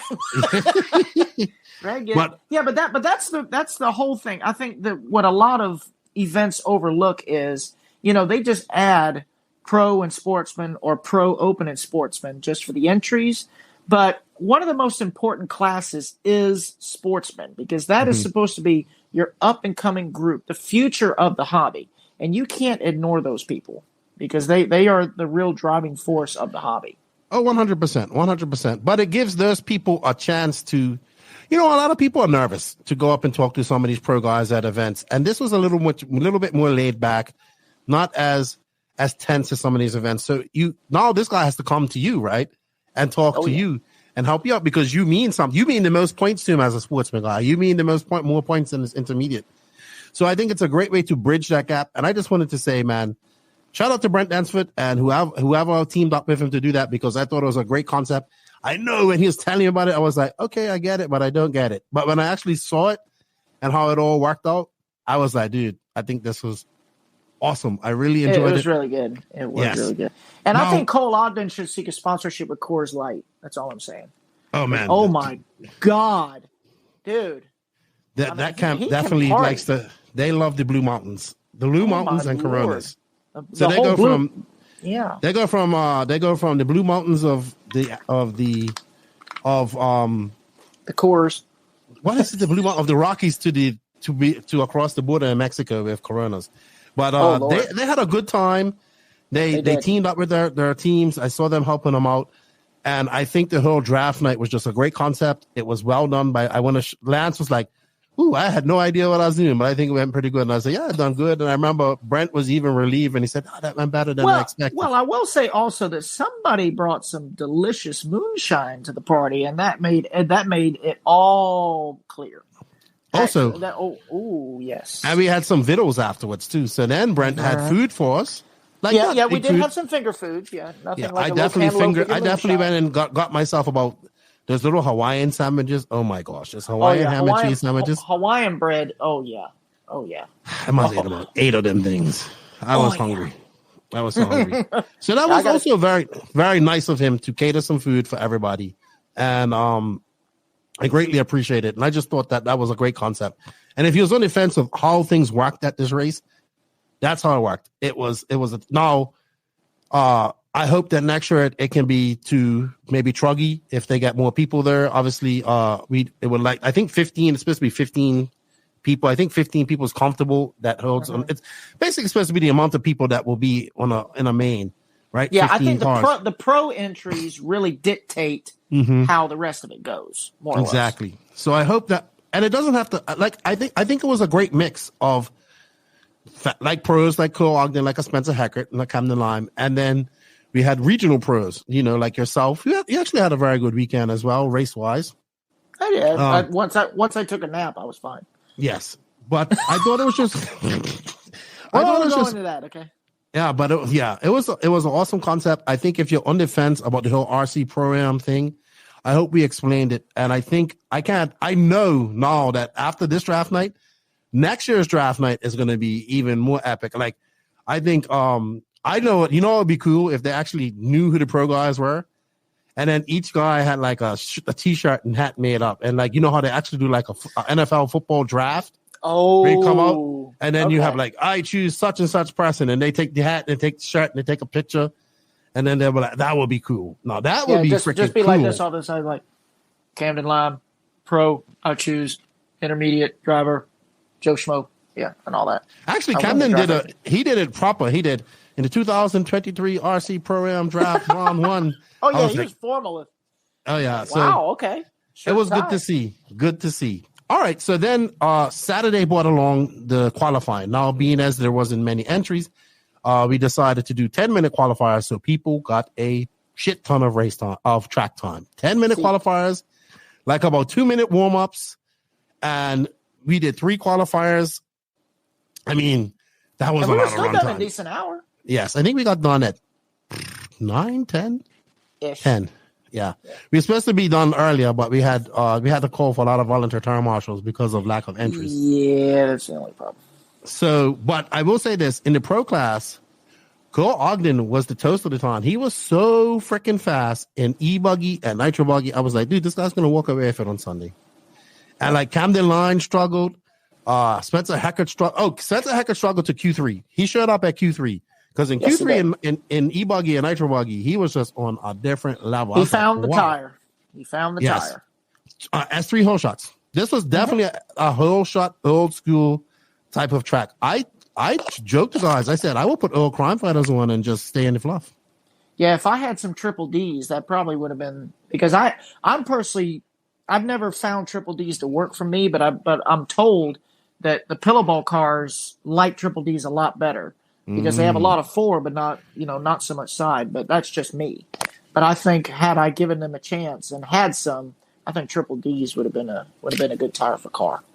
Okay, I remember you and Gene were constantly talking about that. But as well, like I said, them that pro line hole shot, man, that was a trick for Hackert, and man, he really came around on that Q3, and then. That form followed him into the next day when we started. So the next day, everybody. So let's just go over that real quick. Let's see who actually. Hold on, I had results up here for a second. Okay. Let's see who went through results, so we give some people some love. But I think it was Heckert, Cole, and then who was it? I think in e-buggy. I know in e-buggy it was. It was Spencer, Camden, Cole, myself, Ryan Rand. Well, I forgot that. I forgot about Olsen. Right, Olsen came out in round 1 of Nitro Buggy and TQ. Oh yeah, David made him work for it. That's for sure. I was shocked at that. Definitely shocked at that. He went 0.33, so Olsen was fast, very fast. David's been putting in the work. I mean, he really has. He wants to get better. Yes. And the one thing I tell David, and I have to remind him all the time, is just be humble and do not forget where you came from. That's all I tell him. So actually, Cole Ogden was your TQ. He went 2-0-2. Hackert was second. He went 3-2-0, and also went 0-3-3. Camden Live had a 5-4-4. I was expecting Camden to set the world on fire right off the bat. He also waited to the main to do that. And then we had Jake Steichler rounding that out. You actually came in seventh. That I qualified 9, 14, and 6. Seventh. Yes. Yeah. The 14 was that nitro or electric? That was nitro. Yeah. The 14 was pull it off and go take a nap. Yeah. Right. And then we had Joke Steik. So intermediate was pretty hot too. Nitro intermediate was very, very good. We had Steikleather, who was fast. He had a 0-4 on a sword. Joe Steikleather. Danny Chavez, who doesn't race much nitro, who was freaking fast, man. Mm-hmm. Yeah, and they just I think they just started running a new car because for a while, Danny used to be on the X-Ray team, and he's more of a 10 scale guy, so he's now with the Schumacher team, and I believe 8 scale wise he went to HB. Yes, and TZO tires, so they're not. They went to TZO tires. Yeah, they went to TZO. And then we saw Jason Smith, Mad Matty Long, who had a great weekend, and Jeremy Talent, your top 5. Mm-hmm. And I'm saying this because all of this meant points, right? Yeah. And then Mark West, he was very fast in Oh, nitro. my pick, man. Yes, Dang he was it. on your team, right? Yes. He TQ'd Nitro Buggy and was doing great. He was actually in the lead, and then his throttle servo left the chat. We're going to talk about that because we have a video of that. It's actually very funny. Yeah, just picture Frankenstein and fast forward. We are going to talk about that. So Mark West was super fast in Sportsman Nitro Buggy, but not he had so much problems in e-buggy. I think his e-buggy he reminds me a lot of Chasen Ehrlich in a sense of he cares about his Nitro Buggy, and his e-buggy he just go. Okay, now that was yeah, and it showed, and yes, unfortunately it showed. Of course. Yeah. And of course we had, let's just go look at e-buggy right quick. Where is it? Come on, Lefty, find e-buggy. There we go. S-Works, brought to you by S-Works. I should know this stuff. And Cole Ogden again, once was the Toastathon, Spencer Hackett, David Olson in third, Camden Lime, and then you was fifth. So you did pretty good in e-buggy. Thank you. And good results for you. Anyway, so going into the following day, we had so everybody was going to get double A mains. No, sorry. Each e-buggy, the electrics got doubles. Right. No, did they get double A mains? Mm-hmm. Yep. Oh, wow. So they got double A mains and triple A mains, right? No, just double. Oh, no. So, okay, sorry. So the B mains didn't get, they just got 10-minute mains. Right. Right. That's what I thought. So the B mains got 10-minute mains, and then, excuse me, we got double 10-minute A mains for the A finals. Let's see. I think every Nitro A main was 30 minutes. I believe so, yes. And let's look at some of the B mains here. So Nitro Buggy B main was 20 minutes. So we didn't have no C mains. So everybody got 20 or 20-minute or 30-minute mains. So that was good as well. Oh yeah. And then double electric mains for the finalists, for everybody. We did use IFMAR style tiebreakers, so there was no mistaking that from the 10 scale nationals that we had. There was IFMAR style. No. So it was your best single lap. Yes, it was. Your best single of your best run. It was the best single point. So the way it was explained to me is obviously for e-buggy, we'll just do e-buggy for example. So Spencer won both A mains. So he got 1 and 1, so that settled it. Camden Lime got second and second, so he got second. When it came down to third and fourth, Cole Ogden had a third, and I had a third. The difference was his third place finish in A1 was faster than my third place finish in A2. So he got third, and then I got fourth. Okay. And then the same thing with, so on and so forth. So we have the start of the Pro Nitro Buggy A main. This is a section right here where you see right now that Spencer Hackett was just so freaking fast in. He was able to tiptoe through this, keep his car up off the rough stuff. That's nice. There I am, way back there. Oh, that was hard. That was a hard crash right there. That was gnarly. Yeah. Oops. That was Hackett and then throw him down right on pit lane. Yeah, so Spencer had to climb back. And there you go. I just saw you. Oh, I think I finally got it back up to third on that one, I think. I don't know. So this is where Camden took the lead, and I thought that he was going to win this. I really did. He was really fast, and as you can see, as he's going through this little section right here, he was doing the Spencer Hecker line, but Spencer Hecker was the master of this. He was able to keep that off the pipe. Spencer had already learned that line while Camden was trying to mimic it. But he was still faster there. The biggest thing for Camden has speed. The biggest thing for Camden, he's got to find his consistency, and I know he can. I know he can. He's just I think that's one of the things. Camden has the speed. He's just got to get his consistency down. There I am. Peekaboo. So this was like a whole entire minefield. People were getting stuck on the face of that jump. Yeah, it became a wall. God, dude, it was so dug out. There was literally an e-buggy that got stuck on top of it. See, I'm riding to the outside. I lost the pipe. There was no pipe there. It was buried. I'm like, okay, this is smooth now. Yeah, because I'm out there with the friggin' turn marshal. That's why it's so smooth. So during qualifying, that section was equally as rough, and Cole was able to. There you go. Hold it wide open, you'll be fine. You did a few cartwheels. And through that section that we was talking about, that really the minefield section, this line. Cole was able to when you say minefield section, you got to narrow down the field. This one right here, this whole section right here.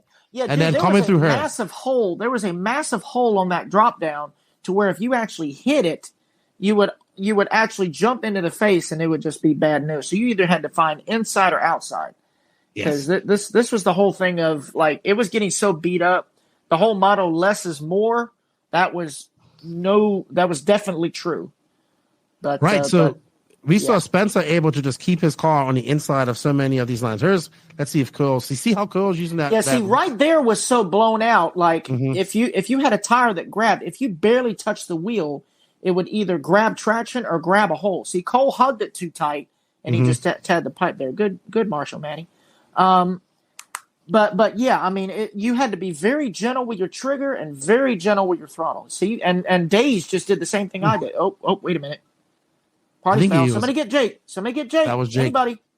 Yeah, I think Ryan Daze, because he was not out at this race. I think he was having tuning issues or something. Is that Mark Moon out to get his car? I think. Yes, it was. Yeah, Mark was helping out Mr. Days.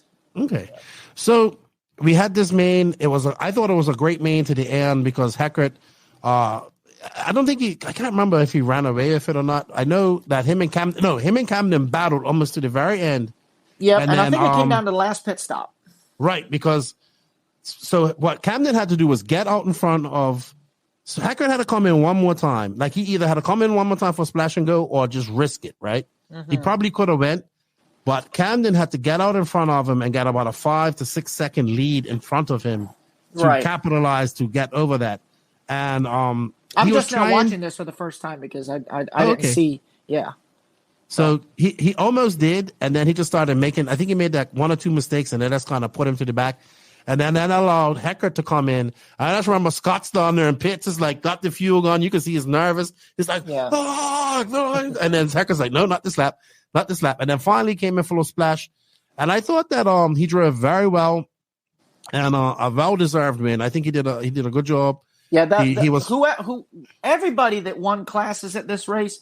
It was a well-deserved win because let me tell you, it was just gnarly, absolutely gnarly.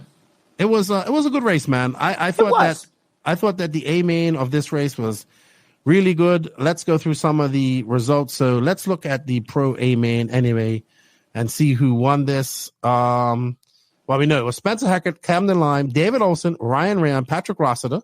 So he came 5th. Well done. I did. Thank you. Stike Leather, Ken Rand, Cole Ogden, Don Elliott, Brendan Melton, Kristen Payhood, Dave Carmandi, Matt Navosa, Evanville, Ryan Daze. So Cole Ogden just kind of he was. I don't know fast. what happened. I think from what I understand, I think Dustin McCutcheon was pitting him, and I don't know if there was. He flamed out. A problem. Yeah, he did flame out, but I can't remember the reason. If you know, they're. He said so. The good thing is, sorry to cut you off. No. Please, it's your show. No. But I wanted to talk. Rein me in. Rein me in now. No, I'm because sorry. he did talk about this because you wouldn't have been able to hear this because you was racing. Okay. So we did have Jared Barden was there with us, and he was doing he was in the co-hosting with me, and he was also doing pit reporting, which I thought was a great asset because we was able to get into the pits and find out what happened. So he went and he talked. There's Dustin McCutcheon right there, and he said that after that was Brent pitting for Camden, by the way, for those who don't know. But the big dude was Justin Oh McCutcheon. yeah, Fluffy. Yes, okay, that's what we call him. I didn't know that. Well, he is Fluffy. Whether they call him Fluffy or not, he's Fluffy. Well, I'm fluffy too, so it's not You are fluffiness. L Fluffy. So he said he said that they kind of he took the complete blame. He says, "Yeah, I ran coal out of fuel. I didn't get enough fuel in him in the first time, and then they thought they had bent a shock shaft in that collision with Hackert. So they he had to check Dustin it out. is the one with the headset. Yes, and Brent is the one in the blue Beach RC shirt. If people didn't know, but I thought it was a great main. And then we intermediate nitro main. We were slated to have a good. I thought we was gonna have a good battle between Danny Chavez and Joe Steichlather, but then they got into that right by that double to receive Danny Chavez waving on Brandon. That's how people were pumped. People were getting into this. These two had a great battle. This is Hackert. They did. And they were actually having a good time. Yes, they were up there laughing, and they were going ebb and flow, touch and go. It was a good race between these two. I don't think people can. I don't think you can understand. You weren't there. How fast they were coming on that straightaway and taking this corner. Earlier on, like I was watching Hackett. He was maybe an inch off this pipe. He had to adjust that obviously as they got holes. Got some real big holes near the end of that curve. But it was a really good battle between these guys. I thought. I was saying like there's holes everywhere and it's so rough. Why don't we just build a cabbage patch in pit lane and just even it out? And might as well. Good. Which, by the way, I've got a little thing on the side that says recording error. Open the recording tab to learn more. I don't want to touch anything. No, don't touch anything. Don't touch everything. We're recording her. No, I'm not. We had to do so much just to get you in her. Dude, don't use Safari. What am I using? Safari, because it's the only thing that works. It is anything that worked. It's anything that worked. I was shocked. All right, intermediate nitro buggy we saw. So like I was saying, Camden, Joe Steichlather and Daniel thought we was gonna have a vicious battle. Danny Chavez. They got hit. They hit each other right there, like a vicious hit, and then that actually knocked Daniel out of the race. And you know what happened? He actually broke his pipe. Yes, Scott White was telling me like the stinger actually tore off the end of the pipe. Oh, I'm seeing that happen before. Mm-hmm. I like having the pit reporting because we can find out what's going on. When you're out there calling a race you don't know. I know I did that for RCGP for a few races, so that was cool. But in intermediate nitro buggy, we saw Cameron Saxon, Katie Carmendi, who climbed her way from 10th because Katie at one point she was there battling it out with 5th and 4th, and she made a great comeback from 10th, and she ended up finishing 2nd. And also Maddie Long, who only got 4 laps. Unfortunate for her. She was Maddie had a tough weekend as far as equipment goes. I mean, it had her stuff. She was having some freak breaks. Like I talked to Wayne, her daddy, and he said that in one of her cars, I forgot which one, that the ball stud that holds the little turnbuckle to the servo actually snapped off in the bell crank. I mean, that's just a freak accident. So had her equipment been able to keep up with her, she definitely would have been a contender. I mean, because she drove as usual. I have to say that this young lady is improving every race I've seen her. I saw at North Georgia Shootout. So. I saw and her stepfather Rusty has been racing a long time. I mean, I remember him from the Bulky Creek days. Rusty Mihalek. I remember that name too. I remember. And he actually has his own track. Yeah, he has his own track up in Virginia called Leaned Out Raceway. We're there having Mad Maddie's birthday party September 9th this weekend coming up. Oh, just a shameless plug for that. It's this weekend. Birthday, no, next weekend. Next weekend, okay. Sorry. Well, put that birthday wish on layaway, okay? Don't worry about it. So intermediate points, Cameron Saxon got some he was in Evan Vale's team. Yeah, he and Evan have been buddies for years. I know. Didn't help him out too much because Evan had a really, really bad main.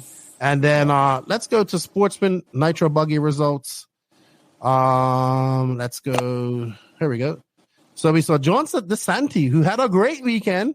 He won Nitro Buggy, Nitro Truggy.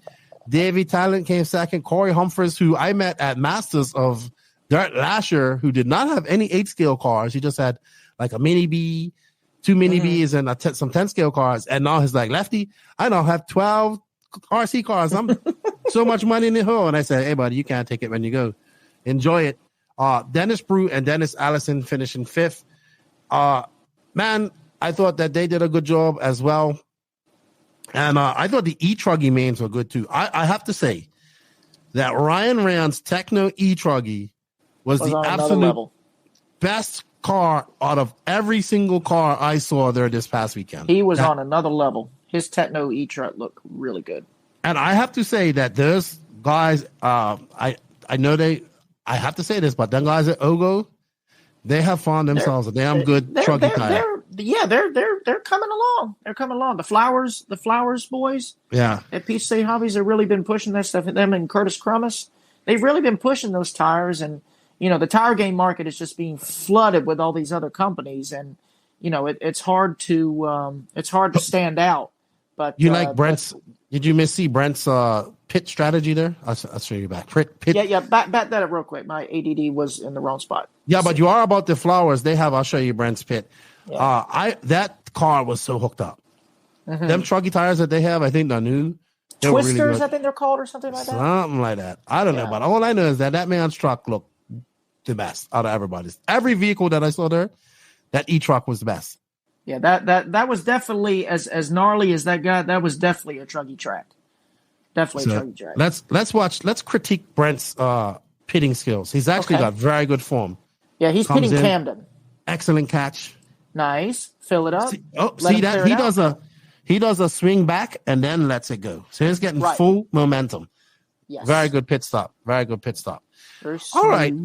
Anything else you want to talk about before we move on? That as a racer, you racing on this type of track and whatnot, and you had to be there in order to understand how gnarly it was. And I'm gonna tell you right now, the next event that they plan to have there, you guys better sign up for it, because especially in the South with covered events, guaranteed races, there's no excuse that you shouldn't come. No excuse. Yeah, and the next event will be Fall. So from what I understand, yes. Yeah. Unfortunately, rest in peace, Badlands RC Supercross. Unfortunately, they are that race track is going to cease to exist because the county is taking it over to make parking for the. From what I understand, from what I was told, Brent has always had trouble, and even Monty, Jason, and Kevin had problems with the soccer moms because they wanted every single bit of that parking lot. From what I understand, some of those soccer moms got on the city council with the city of Socastee, and that's it. That's a little bit too bad. Not surprised. Just more red tape nonsense starting to encroach on racetracks. I know we're dealing with it in Savannah. Brent just had to deal with it. Lance is somewhat dealing it with Southside, but he's more dealing with the EPA that they're encroaching on him. But yeah, unfortunately, a lot of government overreach on these county properties. Unfortunately, yes. But also, I would say next year, if you're on the fence of coming to this event, and you're not sure about how the RC program side of it works, I hope you guys understand. If you're on the fence, jump over the fence and get there. Okay, that's all I'm saying. And I can't stress how much I enjoyed that. I really did enjoy the draft, and it really ended up being fun. Yes, for the first time that they've done it, it worked out. Everybody understood it. I have to give a shout out to little Donnie Williams, because Donnie Williams was really upset that he did not get picked for a team. And you know what I told him when he said that? I said, you know what? You go out there and show them why they should pick you, right? He runs e-buggy. And that young man, he had a bad first A1 he finished. Well, not he finished. He finished 5th, but I think he started way down the line. I think he was like 12th or something like that when on his. He got in the podium of one of the classes. I think it was E-Truggy. No, he came third, and he came third in e-buggy. E-buggy, okay. Right. So he had a 5 in A1 and then a 2 in A3. And man, he was so happy. He grabbed the microphone from me and he says, And I said, see, this is why people should have picked you. He's like, see, you should have picked me. And his family were watching. Oh, yeah, and his mom and his grandma. And I will say, I got to give a shout-out to Mr. Williams, who volunteer-marshaled a lot. So thank you, sir. And also to Will Crow for volunteer-marshaled. He volunteered quite a lot. Those are all MSN drivers. I know they represent Mark Santa Maria. Mark. Yeah, and they're all techno boys as well. Oh, yeah. And they were just – I was super happy to see this young man do good. And I think this event is really good for these young kids, you know, especially if they can get paired up with one of these pros and learn from them and just see and be with them and hang out with them. I really thought this was I once again, I give that man there in the blue shirt a lot of credit for coming up with this idea. I got to see it. I got to experience it. And I thought it was absolutely great. I wanted to shout out to everybody that came and participated. It was good. I think everybody that was there had a good time. Yes, a lot of people might say the track got super rough, but this is off-road. And I know that way off the road. Yes. Way off the road. But I know that Lucas but it was good. I know Lucas was deep in thought the whole weekend about how they can do it better. So I have a feeling for Fall Brawl, it's going to be even better. We'll be there. I mean, for a first race, having only that as a gremlin, I mean, that's nothing. That's an easy fix. Yeah, because nobody knew how this dirt was going to be, right? No. A lot of the North Carolina racers told me it was like Wilkesboro, which is like an old school off-road track that they had up there. I think the name of that track is Overcash. No, it was WRCR or something like W. It doesn't exist no more. No. Bobby Moore used to actually run this track for a little bit at some point. Gotcha. Okay. Oh, I'm sorry.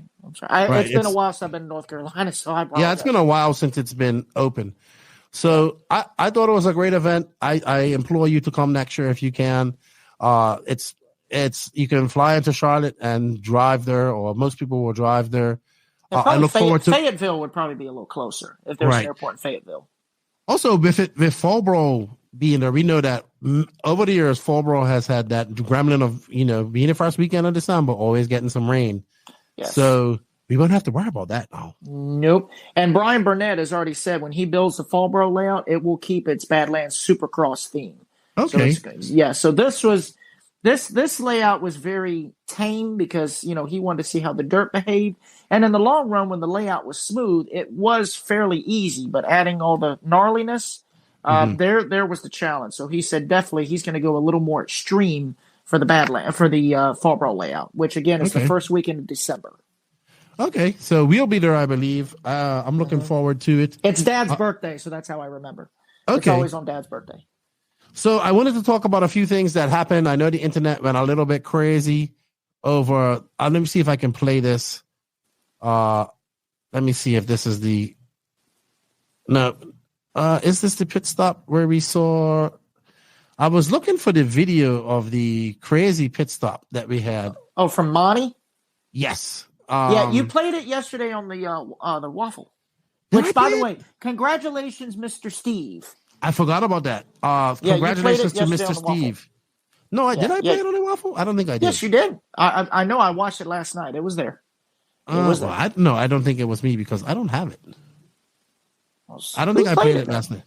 I think it was just on Facebook. I'm trying to find it on Facebook myself right now. Okay. So, but I am going to play something. So I know a lot of people were upset about this.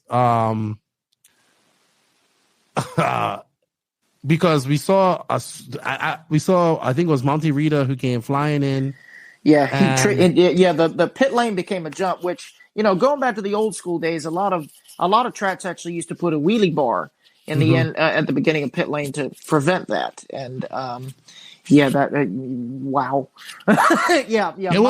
Monty's car came into pit lane so hard he could have almost pitted himself. Mm-hmm. Yeah, but I think the throttle servo, he whiskey throttled it a little bit, and he said the servo got stuck, and that was his issue.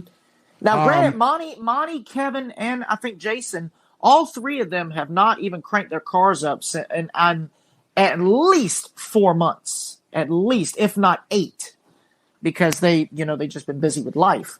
Right. So it was either the Spring Sting or the last Fall Brawl was the last time they raced. So, you know. Stuff had just been sitting around, and oops. I'm actually trying to look for the video here that I had. I could have her on sworn you Facebook. played it last night. I could have sworn you did because that Well, was anyway, when that was when I just have to say that it was a little bit dangerous. It was an absolute gorgeous catch by whoever caught that car. Yeah, I don't know how they did that. I want to say, I think who was pitting Monty was Wendell. I think Wendell Smith was pitting him, Jason's dad. Oh man, he snatched that car out of the air. Mm-hmm. But I wanted to play a video of another incident where we saw. Oh God! Yeah. Now, so a lot of people who didn't buy the hood, it got stuck wide open, or we had throttle issues and all that type of stuff. So another incident happened, and we was watching this while it happened, and it involves you. Yep. And this was hilarious because we had a good laugh about this. This was my pit. This was Mark West. Unfortunately, his servo overheated, and it was cutting in and out like it was shaking worse than I was. It was literally in the car like this, and he wasn't even doing anything. It was so hot that the throttle servo horn actually burned my thumb. Let me try and find it. Yeah. So just picture. Okay, I'll give you the real explanation. So Mark's headset was like really stretched out, so it wasn't tight on my head. So I had to run but keep my head still, and it looked like one of those runs where you shouldn't trust a fart. So just get ready to laugh your behind off because the way I ran, this. So I wasn't. I'm there calling the race. Okay. I'm there calling the race, and I'm like, oh, yeah, Patrick, he was winning the race by far. And I'm like, oh, yeah, Patrick's got a good pick. His guy's going to win this. He's going to do well. And then this guy came in so fast. Yeah. Right? Mark I was came like, on what the is pit he lane. doing? Mark came on to pit lane, and when he let off, the car didn't. I mean, he treated my hand like a toll and just hit it and kept going. You'll see this wham! Just like up. Well, that escalated quickly. And even Big Mark's looking at me like, what the hell just happened? So here I go.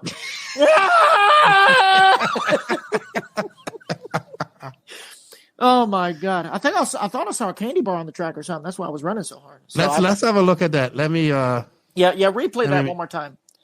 Let me mute that. This was so fun. This car came flying. Look at it right now. And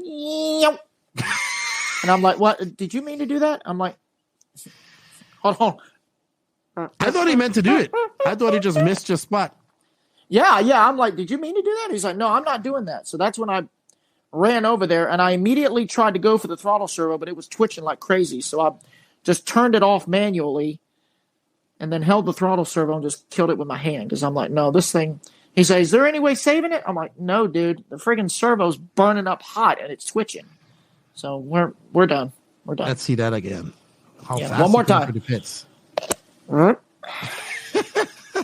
He was like, what the heck? Yeah. What the hell? Yeah. Oh, man. Sir.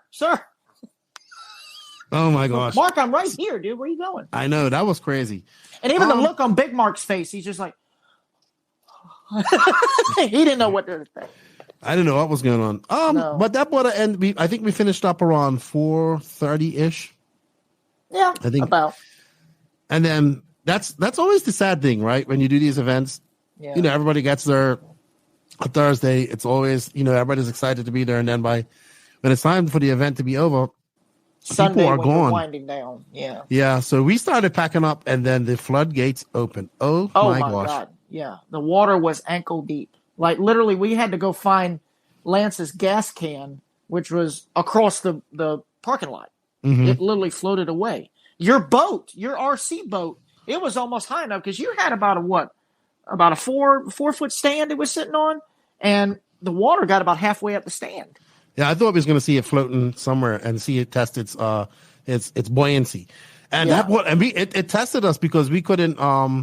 It kind of messed us up, right? Because the plan was to pack up and then head on the road and get down to Lake City, spend the night in Lake. Well, Danny and I. Well, y'all were going to spend the night in Savannah. Y'all were going to drive at least 4 hours to Savannah, drop me off, and then y'all were going to stay there. Yeah, stay in the camper. So instead, we had to wait. We waited till the rain stopped. We packed everything up. Everything was there. And if people knew the amount of shit that we had, dude, there's a fine line, and I hope you guys don't mind this word. There's a fine line between being retarded and being ready for everything. And Lance gets on to me about packing light. Well, the only difference is everything that he packs, you actually use. I just pack because I worry that, I like to use my own kitchen sink, so that's why I pack it too. I mean, I don't know. Dude, he brings a whole production. He does. He is all about not having to depend on anybody else. He wants to have everything in his own control to make sure that just in case he has everything. He had and I must admit, Lance, I really like my new setup, and I got nice new monitors. He had all that set up for me. I had a fan set up. So he had just the amount of stuff that we had to pack up, including Danny's stuff, wrapping up wires, packing all that cables. stuff. Oh my Lord, dude! People just don't know how much stuff goes into what we do behind the scenes. Everything set up and situated is at least 3 hours. At least 3 hours. And then obviously we couldn't pack that stuff up because it was raining so hard. No, but we at least gathered it up. Yes, and then we ended up couldn't take it. Yeah, we ended up just sitting off in the trailer, having food, camper, and then the rain stopped for a little while. Then I almost got attacked by the Black Panther furry man-eating frog of Lake Waccamaw. The frog was smaller than the computer. Hey. I just went outside and people are looking at it. You're proof of why some people don't like to go to the beach. Because if I can't see my feet, I get scared. Some guy said, I actually scream equally as loud if a great white is about to attack me or if a piece of seaweed touches my foot. Because you're just like on the boat. I'm like, get in the boat! What's the wrong? I just saw people, look at this, and I saw something jumping, and I was like, ah! Yeah. And then everybody, I was like, what is it? I don't know if a snake was chasing it or what. Jumped on top of the camper. Hey, it scared me. It did. Man-eating Black Puma furry, Black Panther furry frog of Lake Waccamaw. And then it was just a frog, but I don't know. I thought there was something else. It moved. It was something that moved, and it startled you. Okay, it startled you. I know. I don't know. If I was in Florida, if you want a big animal to startle you, go down to Australia because down there the spiders pay rent. Okay. Well, that's why I call Florida Australia. It has everything that can kill you. Yeah. I've walked into the bathroom before, and there was a big roach. I was like, oh, geez, I didn't know somebody was in here. Holy crap. That's a big mustache. Jeez. Yes. But finally we packed up. We ended up leaving about 8 the next day, getting on the road. Yeah, I think we were up at like 6 or something. Yes. I actually got to the airport at 9:45 p.m. God. It was a long drive. Oh, man. And luckily my flight wasn't my flight left at midnight. The pilot put on the afterburners. We got her about 2. Dude, when I got out, I went through immigration, everything. I was like, right through there. And then my bag was the second bag on the belt. I was like, whoo, thank you. I got home about 3:30. So it's only a 2-hour flight from DR to Miami? Hour and 45 minutes. Oh, that's not bad. Yeah, when they go fast, when they got a good jet stream behind them. Yeah, when even the pilot's like, I got to go. Yes, he's like, I'm tired of this. So it was a great event. I want to thank everybody that came up and showed me some love. I had a lot of fun with you guys as we now go to more events. It's a great little team of friends. Me, you, Gene. Sorry, I shouldn't put me first, but Lance, Danny, you, Gene, and then myself. No. You're higher up than me and Gene. We just the workhorses. Well, I was thinking of proper English. You never put yourself first. Oh, news to me. I live in the South. I don't have any. Yeah, me and these boys here. We gonna go up there. Yeah. But it's fun because we have a lot of fun together. We put on. I think what Danny's doing is getting better and better. Danny's setting the bar. Yes, Danny is setting the bar. I wanna say thank you to everybody that supported us to come there, that came up and said hello to me. That a lot of people came up and said, we really like what you did at Wicked Weekend as well. So I know we're on the right track there. And thanks to Brent for having us there and putting on this event. I look forward to next year's event. I look forward to Masters of Dirt in October, and of course Fall Brawl in December.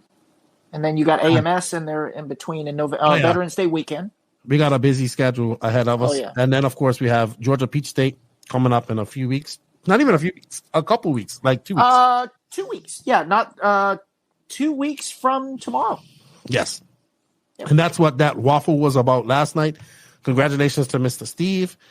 I want to shout out to Jared Barden for coming on and doing pit interviews with us and helping me out with the commentating as well. And yeah, man, shout out to everybody that came on and raced, and had fun good time. and participated in the draft and was a good sport about that, because I thought it was a great concept. I like it. I look forward to next year. I think it's going to be even bigger next year. Getting everyone involved, building the fellowship, and actually using social skills. It was amazing. All right. And so you have racing this weekend. You're going to Phil Hard?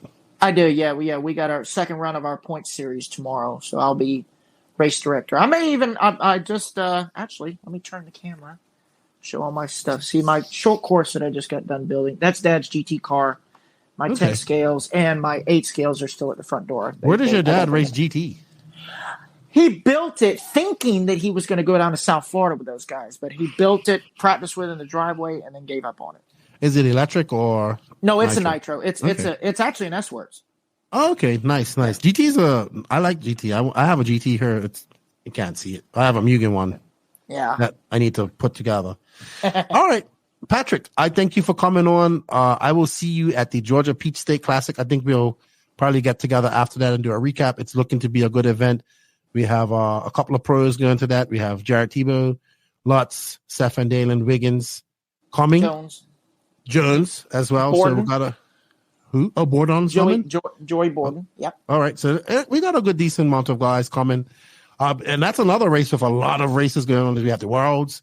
We have the Southern Classic. The same weekend. Yep. We have Southern Classic that's not too far about. It's down in Louisiana. So we look forward to that, and we look forward to seeing everybody there. I'll have stickers for people, so come see me. Danny and I will be doing the commentating. Danny will be doing the visual effects, and of course, Lance will be. There you go. Actually, have some more bigger ones now, 4x4s. Cool. But Patrick, thank you for your time. I had a lot of fun this weekend.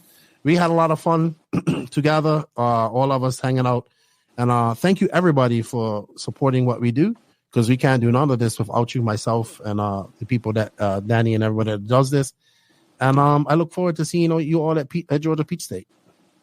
Thanks for having me, Keenan. I've been looking forward to this. I hope I didn't cut you off too many times. I do. No, that's fine. That's fine. But hey, nitro is the glory. Electric pays the bills, but 10 scale tells the stories. I got to think of a truggy one. This is for Charlie Mack. Bruggy is the new truggy. Bruggy. Charlie Mack's going to go insane. Bruggy. It looks like it's really getting hard to tell if those things are buggies or truggies. I got to tell Charlie, I do miss the standard bodies, but it's just the handling differences in the bruggy body makes all the work. And not to mention, it's easier on your pit guy because your shot tower is exposed so he can catch you. You got to think about that, too. But speaking of bodies, we had a Baja Bug body on a truggy this weekend. Josh Garbett busted out an old Volkswagen Beetle bug body that was originally on like a Losi LST, and he put it on his truggy. Why? Because he's Josh Garbett. That's why. Yeah, and it looked cool. It looked cool out there. It did. All right. Patrick, thank you for coming on. I had a great recap with you, and I look forward to seeing you in a couple of weeks, and we're going to have some fun at the Georgia Peach State Classic. Yes, and tell your airport to behave. No more threats and no more little pissant storms, okay? Yeah, well, yeah, if it's going to be a storm, be a storm. But I'm glad it wasn't a storm at the same time. Right. All right, buddy. Well, I'll talk later, and thank you.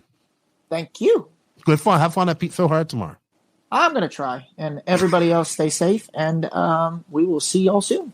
All right, buddy. Take care. Take care, bud. All right. Thank you, Patrick, for your time. We greatly appreciate it.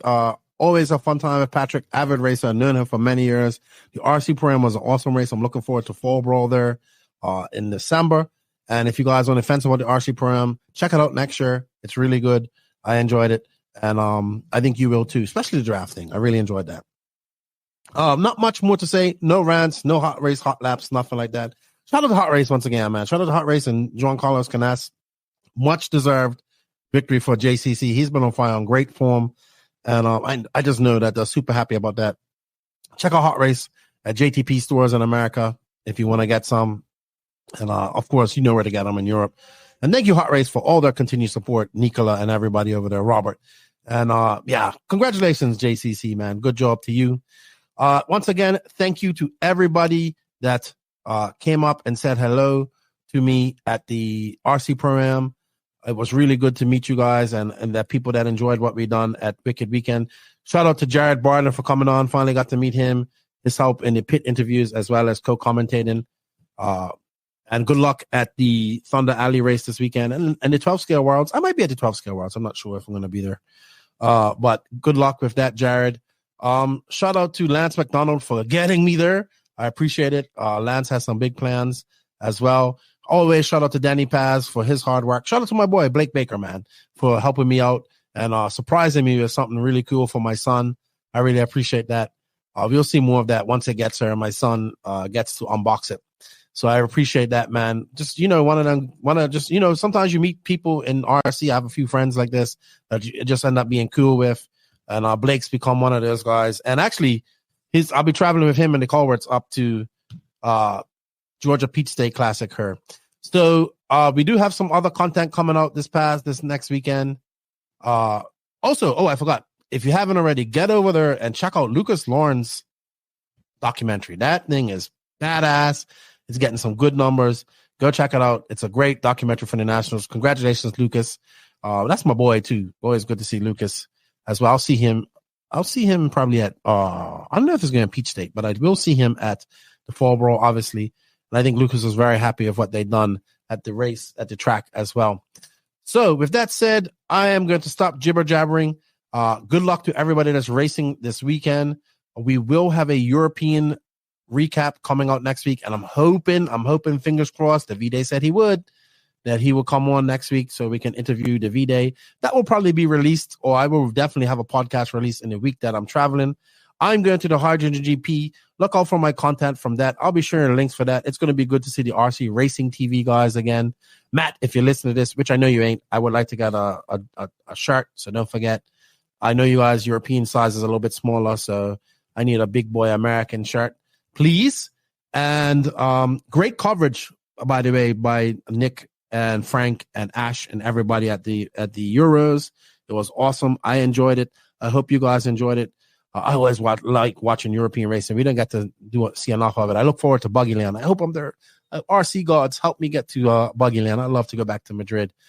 And I guess, yeah, look forward to that. Georgia Peach State Classic, here we come. Looking forward to that. That should be a great race. We're going to have the clinic, all that type of stuff. I'll be doing commentary. Danny will be there. And look forward to that. I like it up in Tiger. And, of course, the future races, Florida RC Championships, Masters, AMS. Ooh, AMS is going to be off the hook. I cannot wait to go to AMS. That's coming up the first weekend of November. So go over to AMS, go over to RC Sign Up, get signed up for AMS. It is a capped race. Once that is capped, you will not be able to get in. I'm really going to push some of the Europeans to come over and race. I think Robert is coming, and I'm hoping that Barufalo comes. I'm going to talk to Nicola again, see if we can push to get him over there. And just good stuff. I'm looking forward to that. AMS, Florida Cup of Champs, FRCC, Fall Brawl, all that good stuff. And 2024 is looking very positive race-wise as well. Really looking forward to the H2 GP coming up as well. That's going to be very interesting. With that said, we're going to call it a day here at the No Name RC podcast. This is episode 253. I'd like to say thank you to all the NNRC squad around the world that help us and support us. We can't do this without you guys. Thank you for the continued support. If you're listening to us on an audio platform, please leave a review. If you haven't gone over and subbed and hit that notification button, like or dislike button, and left a comment on our YouTube channel, please do that. There's other content that other than podcasts that I've done, walkabouts from different races that I've done. We have the Wicked Weekend walkabout coming out this week. Me and Danny have another little short video coming out from this past weekend, like behind the scenes type of stuff as well. So go check it out. Hit that like button. Help us get to 5,000 subs by the end of the year as well. We greatly will appreciate that. And hit that share button. Thank you to all of the patrons and YouTube members of the NNRC. If you wish to become one of those guys, please do. It helps us out. Links for that in the written description of this podcast. Thank you to our awesome sponsors. They are Invisible Speed, High Tech RC, Sunpadal USA, Sidewinder Fuel, Hot Race Tires, Mayako, Beach RC, Techno RC, Clinic RC, Lugs RC, Ignite Design RC, Stacked RC, Donington RC. Don't forget you can save 10% on that. RaceCraft USA, Florida RC Championships. I always want to say Florida Carpet Championships. WRCE. And shout out to my boy SJ Racing. And, of course, RC Body Armor, Brent Jackson as well. House of RC, RCGP. And shout out to our drivers, David Ronafalk, Jared Tebow, Robert Battier, Alex HagBerg and our newly appointed knight in shining armor in 10 scale, Sir Spleenless, Sir Spleenless, Matty G. Good luck to him at the Worlds coming up. With that said, Nitro is the glory. E-Buggy pays the bills. If you ain't grinding, you're sliding. Lefty is... Oh, I see Max. Ghost Max. He's just seeing right there. Casper. Vampire Max. He'll be back next week. I miss him already. I miss Maxie. He will be back, and I'm sure he has a lot to talk about. With that said, if you ain't grinding, you're sliding. Hard work beats talent when talent doesn't work hard. Have a good weekend of racing. Be a great RC ambassador. Lefty is out as soon as I find my outro song. Bam, bam, bam, bam. There we go. Bye-bye.